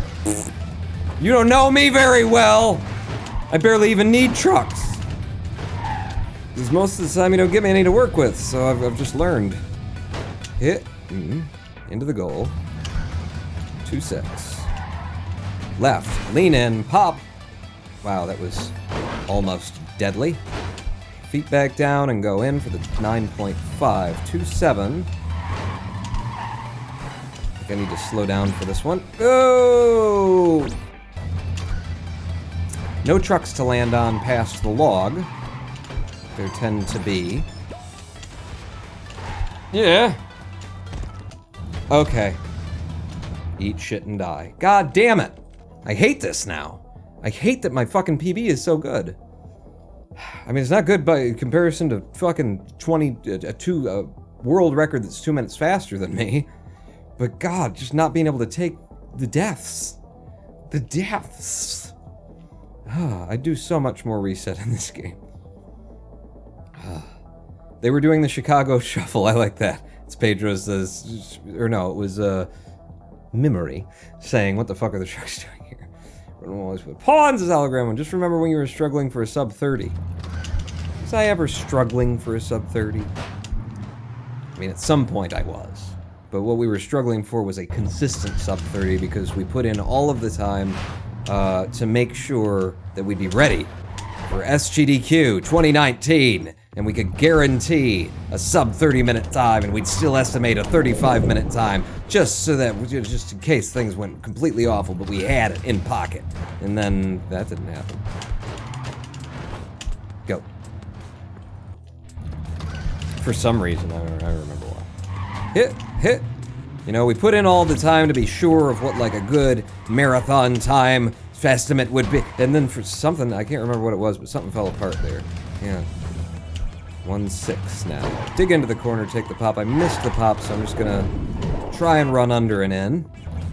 I got a little bit lucky there, since the wall opened poorly as well. Gahd? Gahd's like, I'm not involved in this, don't bring my name into it. Pop, pop, pop.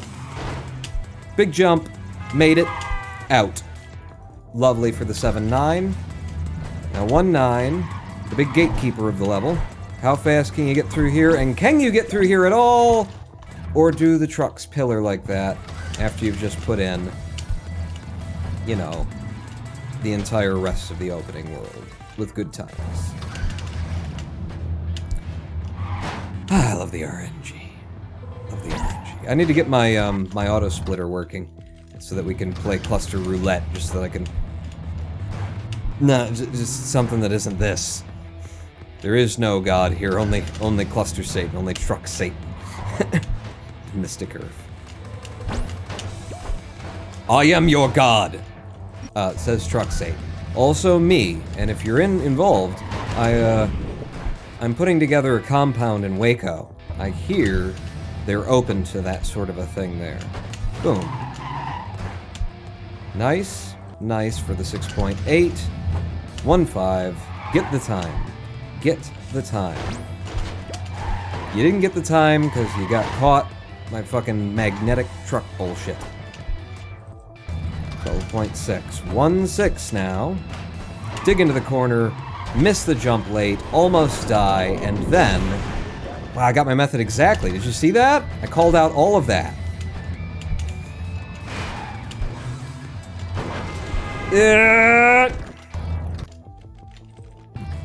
More RNG that just kills you after you tried to get it started. Will there be Kool-Aid? Only in the forest. And it will have some portion of Kool-Aid in it. There may be some other things, but don't worry about them. Don't worry about them. It'll be fine. We're all going to... It doesn't matter anyway, because our souls are going to enter a flying pyramid, and we're going to go back to Valhalla or something. So you don't worry about it. Just drink what I put in the cup and shut up. 1-2. Go. Here. Another pop. I'm going to need something to keep me alive on that level load. 1-3. First big RNG that just decides whether or not you're running today or not. 1-4. No RNG here. If you screw it up, it's your own damn fault. 1-5. Nah, there's a little RNG, but not enough to warrant any concern. Just enough to, like, screw up the run, but you're gonna get through it alive, is the point. Click the fucking next level button! And then 1-6, there's a fair bit of RNG, actually. And the way that the wall opens, it opened correctly, and I got the jump that I wanted, out with the 7.6, how you like me now.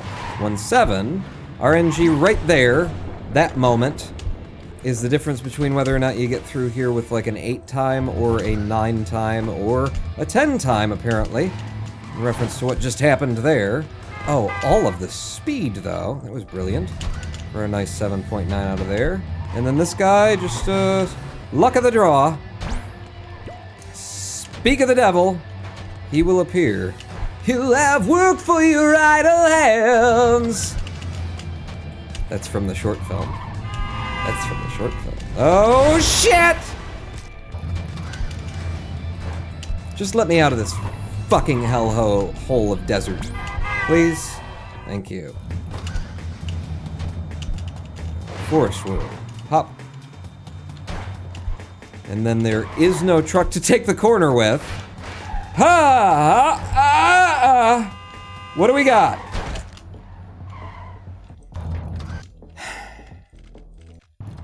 Thanks. You technically fulfilled the contractual obligation to let me out of the fucking hellhole. Now we're back in the fucking hellhole. 6.8 to start. We need another live stream break, too. I need one. I need another... Actually, what I need is a live stream break beer. That's what I need. 8.2 out of there. 1-3. Yeah, click the fucking button! There you go. 1-4. And then into the side of you. And out. 6-7. 1-5. Hey! Good, we're gonna land this. And I go off the side, I come down here, I take another pop, and then I get... That's the RNG on that level. Whether or not that guy cuts across you in such a way as you can't get the final jump for the sub-11 time. Here's the RNG in this level. Where the wall opens. 1-7, RNG now. Yep. It ate the possibility for the super fast run. And 1-8, no RNG. 0 RNG! If you do the right method, anyone. 1-9, RNG will be in the middle. Right about here. Yep, they're pillaring. They're pillaring. I'll wait for you to get to the top of this one, and then I can safely make the jump to you, and then I can go out. And now, 1-10. RNG comes, like, 2 places. Here, where you could get hit by a truck, and here, where you could get stopped by the pillar. By the rotating, majiggery, rubbery doodle. But we're out of there with only a... not important death, anyway. Oh, there aren't any trucks forward! Fucking cocksucking motherfucker! Stop! And then go. And there are trucks forward. Like there fucking should be! Right, stop. Clap. I'll go. I'll dig in here. I'll get a little pop. Take me to you. Take me to you. Take me out. 2-3 now. Pop. Pop. Popcorn! We're in with a 10.3. That's a nice time through there. I mean, it can be done a lot faster, but it's a nice time through there. Where are you going? Don't care, because I'm going to the goal. Wherever it is you're going, it's not the goal, so our interests are not mutual. Whoa, almost didn't land that. In with a nice 12-6 out of there, now 2-6. Pop. Up to here. Land it nicely. Go. Go. 9-5. 9-6. Oh, I lost a tenth of a second. Reset. Okay, no truck to jump there, but that's okay, because there wasn't any truck here either. So we're fine. That was a little bit risky, but it's one of them risks you gotta take. You don't have to, actually, but it's one of the risks I did take. Just that. Just kind of Days of Thunder that thing, you know? If there's smoke, you just run into it like you've got confidence. And then if you slam into something and break your neck, you know... I mean, what did you expect? You were going really fast. You treated it like you had confidence. I made it. I fucking made it. Don't tell me I didn't make it. I made it. The 15-0 there. Now, 210. Didn't get my big kick. Thank you for the subscription. Hang on. Yeah, go up. Go up. Make it all the way. Just gonna sit here and ride you. I know it's gonna be a 20-some second clear, but I don't care. It's a clear, and I'm out in one pass. Now, into Winter World. Off the front of you. Into the goal for an 8-4. 3-2. Mega jump ahead. You really need to start putting signs up. Mega jump ahead. Mega jump to the end of the level for a nice 9-5. Wow, yeah, that's a nice 9-5. Alright, you didn't catch your sock this time. Maybe you can get out with a 9-6 instead of a 9-9. Yes, exactly that. 9-5-9-5, that's a 9-6. Unless you know how numbers work, in which case it's a 9-5-9-5. I've found most of my viewership doesn't understand numbers, so I can lie to them. Damn it. I mean, first time. First try, first time. Got it. Damn it. Missed the opening jump there. Okay. 3-7 now. The one that I just don't even try to do fast. Well, there's a couple of them. But in Winter World, I don't even try it. 3-8. Made it! Yes! Wow! As close to not making it as you can possibly be in making it, but I made it. Pop, pop, pop. Pop. Go. Nice sub-12. 3-10.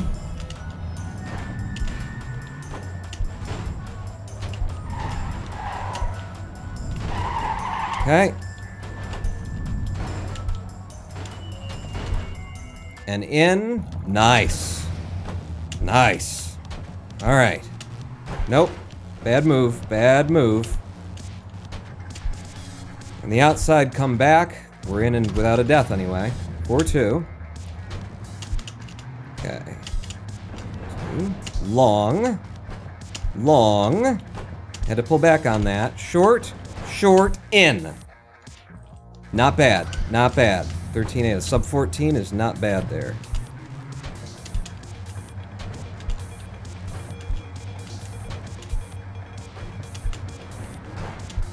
Oh! For the 12-6. Oh, I'm such a god.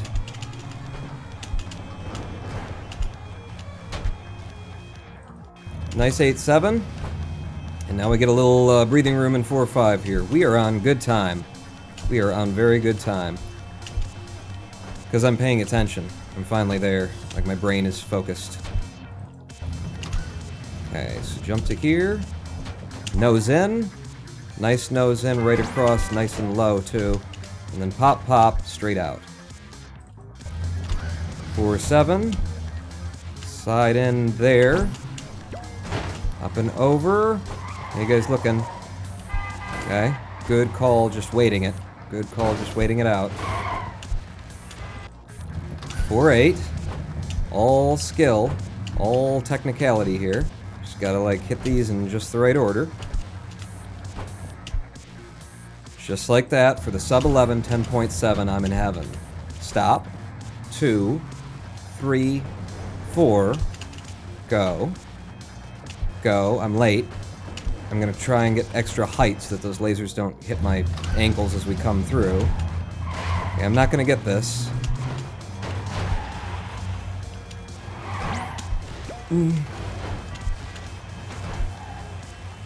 Nope. Reset.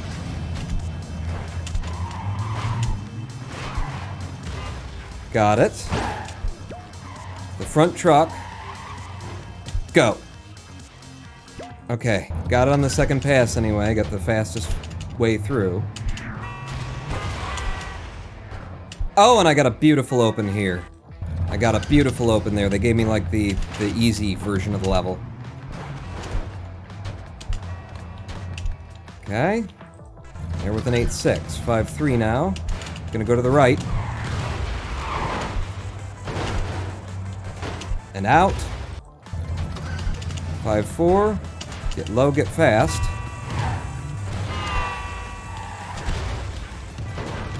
Beautiful. 5-5, we need that little mega jump. There you go. Got it. Need a truck to land on. You look good. And we're out. 5-6, get lucky. Or just be incredibly skillful. That's the other option there. And we're in with a 7-3. Near IL time. Nope, didn't make it. So we'll just ride him up.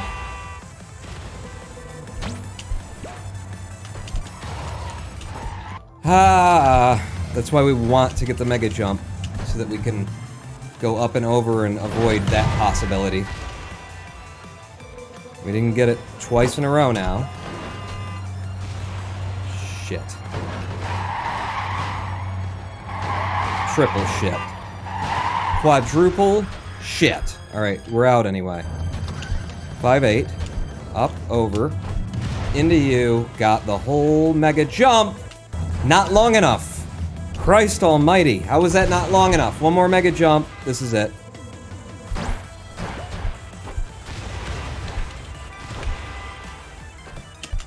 That's one way to do it. Just climb the A-frames to get out. 5-9 now. Oh no. Oh bad. Oh bad. Oh bad, bad, bad. Oh bad, bad, bad. Oh, horrible RNG. Okay, this is better. It's not great, but it's better. Yeah, made it. 5-10. Up and over. Looking good. All the way to the front truck this time. Whoo. Really trying to rush it, are you? Apparently. Yes! We got green time, Pawn. We got green time! Go! Okay. Into the world that terrifies me. Fuck! Never go for it! That's why I don't go for it. God damn it.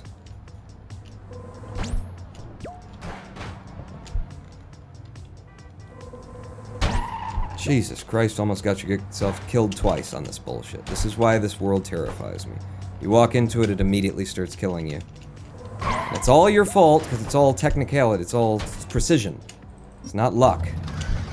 Not a lot of it, anyway.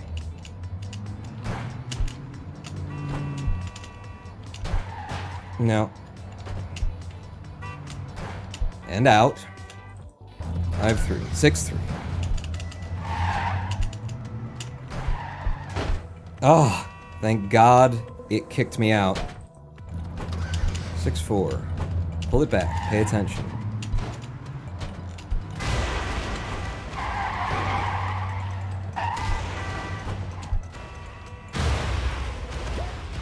Out for a nice 13-0. 6-5. Left butt cheek. I don't think you're going to be going fast enough here. Oh, worked out though.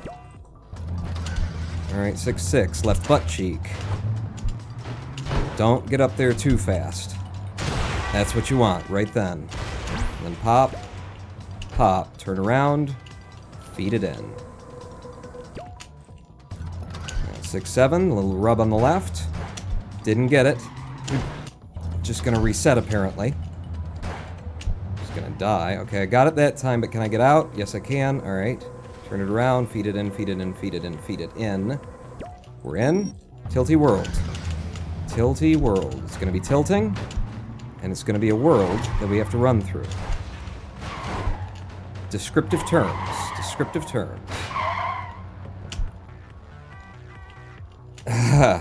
I didn't trust where I was, so I wanted to be on the outside for that one. Okay, one more jump, and then out. One truck and out. Have faith in your methods!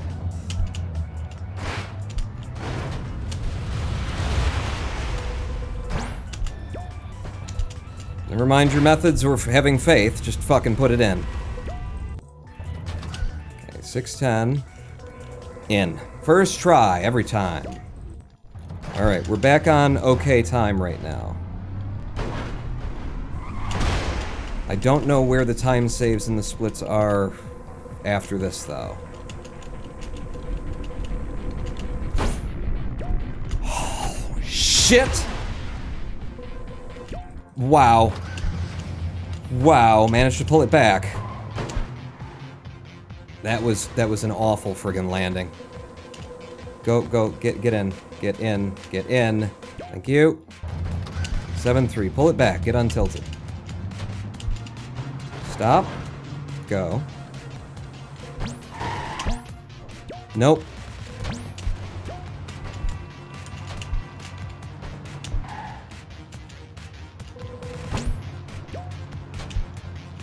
Had to take a much slower route through there. I just didn't get the path I needed.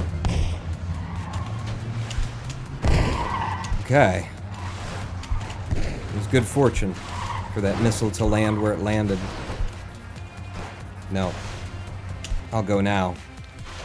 Didn't have the speed, and I'm afraid of taking deaths and losing time. Yeah. See, fear can be a useful thing, can it? It can be a useful thing. A little bit of fear, you know? You know what fear tells you? It tells you when you should be afraid. It's helpful. Courage in the face of fear. Courage in the face of fear. There's not. It's just like, and then. But if you have courage, but there's no fear, then it's not courage. See, it's not. I know because I've watched a lot of Cowardly Dog. Okay. Okay, to the front and go immediately.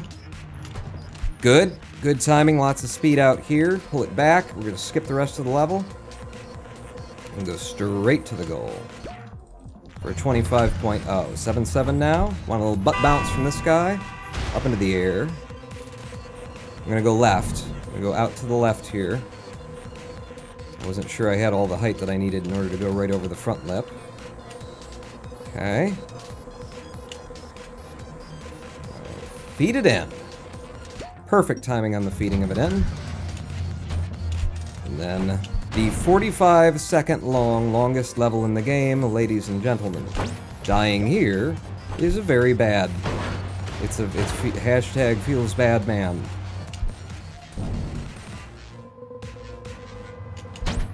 Luckily, we're speedrunners, so we never die here. Unless you were watching earlier, in which case, you know, occasionally even the best speedrunner.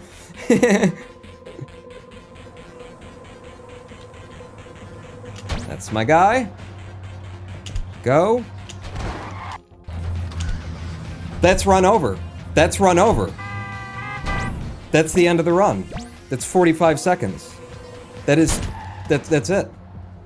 I actually died there. I actually died on that little fucking thing, and it's done. Boom. Wow. Wow. And I totally shouldn't, like, I had good position, that was a great mega jump setup. That was fucking bullshit. And we go from being, like, on time to just lost the better part of a minute, runs over. Wow. Fucking wow. It wasn't even like, I wasn't like a, ooh, kind of a moment, because I had it. Wow. Feels bad, man. I told you it hashtag feels bad, man, and then I showed you. See, I exampled. Now you know we won't ever have to do it again. Fuck.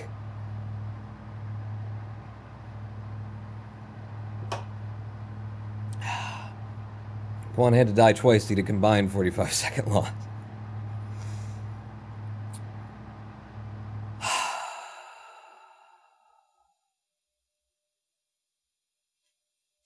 Is it live stream break time or is it live stream end time?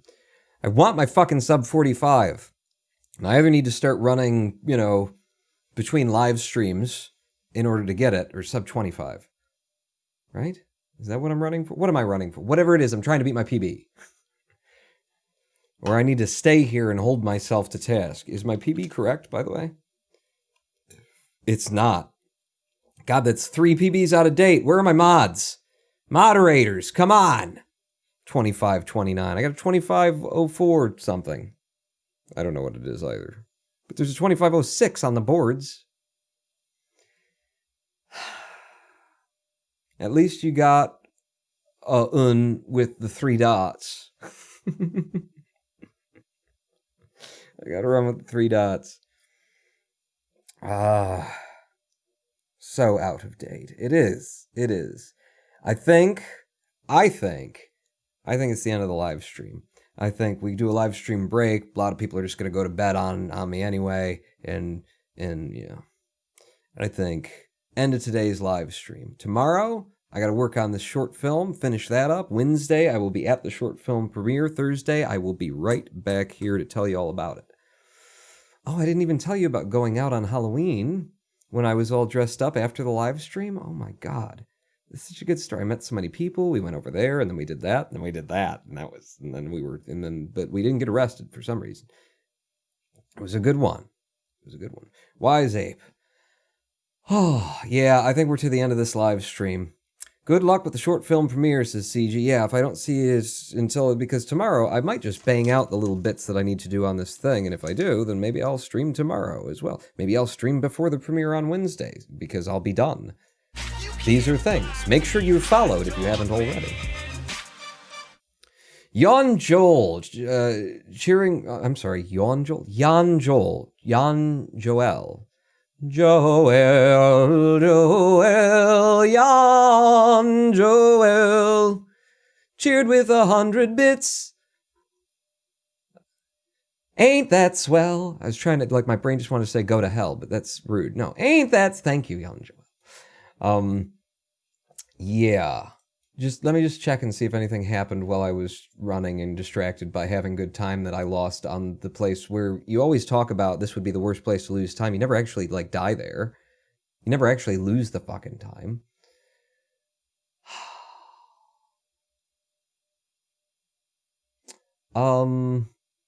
DeFatty, or DeHattie, Detroit Hattie, said Twitch is trying to compete with YouTube, Mixer, Facebook, who have more connections to advertise their focused creators via other platforms, unlike Twitch. That is why, yeah, that's one of the reasons why Twitch should, like, allow Twitch, users to use YouTube as advertising for the Twitch platform. Like, if you have to drop your policy about, like, you can't live stream over there, drop that. It's going to be better for you in the long run. I mean, we know where we get paid.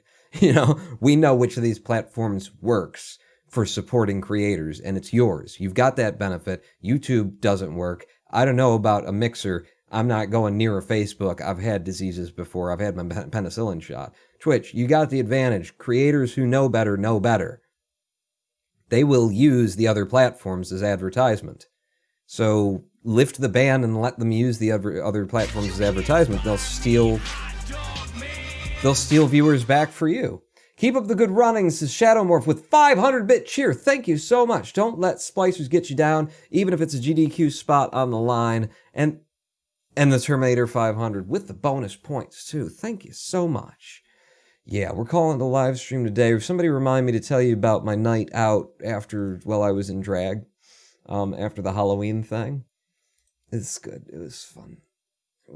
So I'm just getting the end credits set up. Thanks for coming out, everybody. We will be back here Thursday at 4 p.m. definitely, but keep your eyes open because we might just do it on a Wednesday or even a tomorrow. And if we do, I would like to get started earlier if I could, from the usual 4 p.m. Eastern time. I think most of you prefer that as well. It's just I have trouble being awake and doing things and whatnot.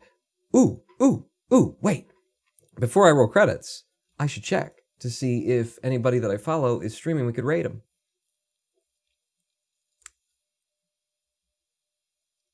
Okay.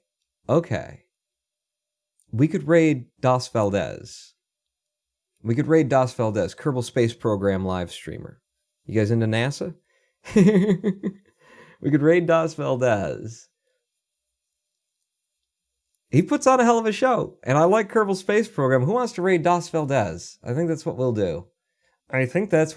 So thank you all for coming out. Prepare yourself for a raid. Yes, that's him. That's the fella.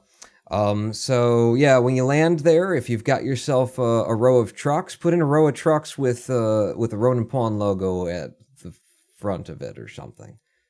So Ronin Pawnvoy. Get some Ronin Pawnvoys going with a row of trucks there, and we'll drop that on DOS when we come in. Oh, this will be fun. I haven't talked to DOS in ages. Doosels, as I used to call him. Thanks for coming out, everybody. Thank you for the bits, for the cheers, for the subs, for the support, and for listening to me rant about politics. It'll probably keep me from being a Twitch. It'll be fine. Now go raid DOS. Pawn out.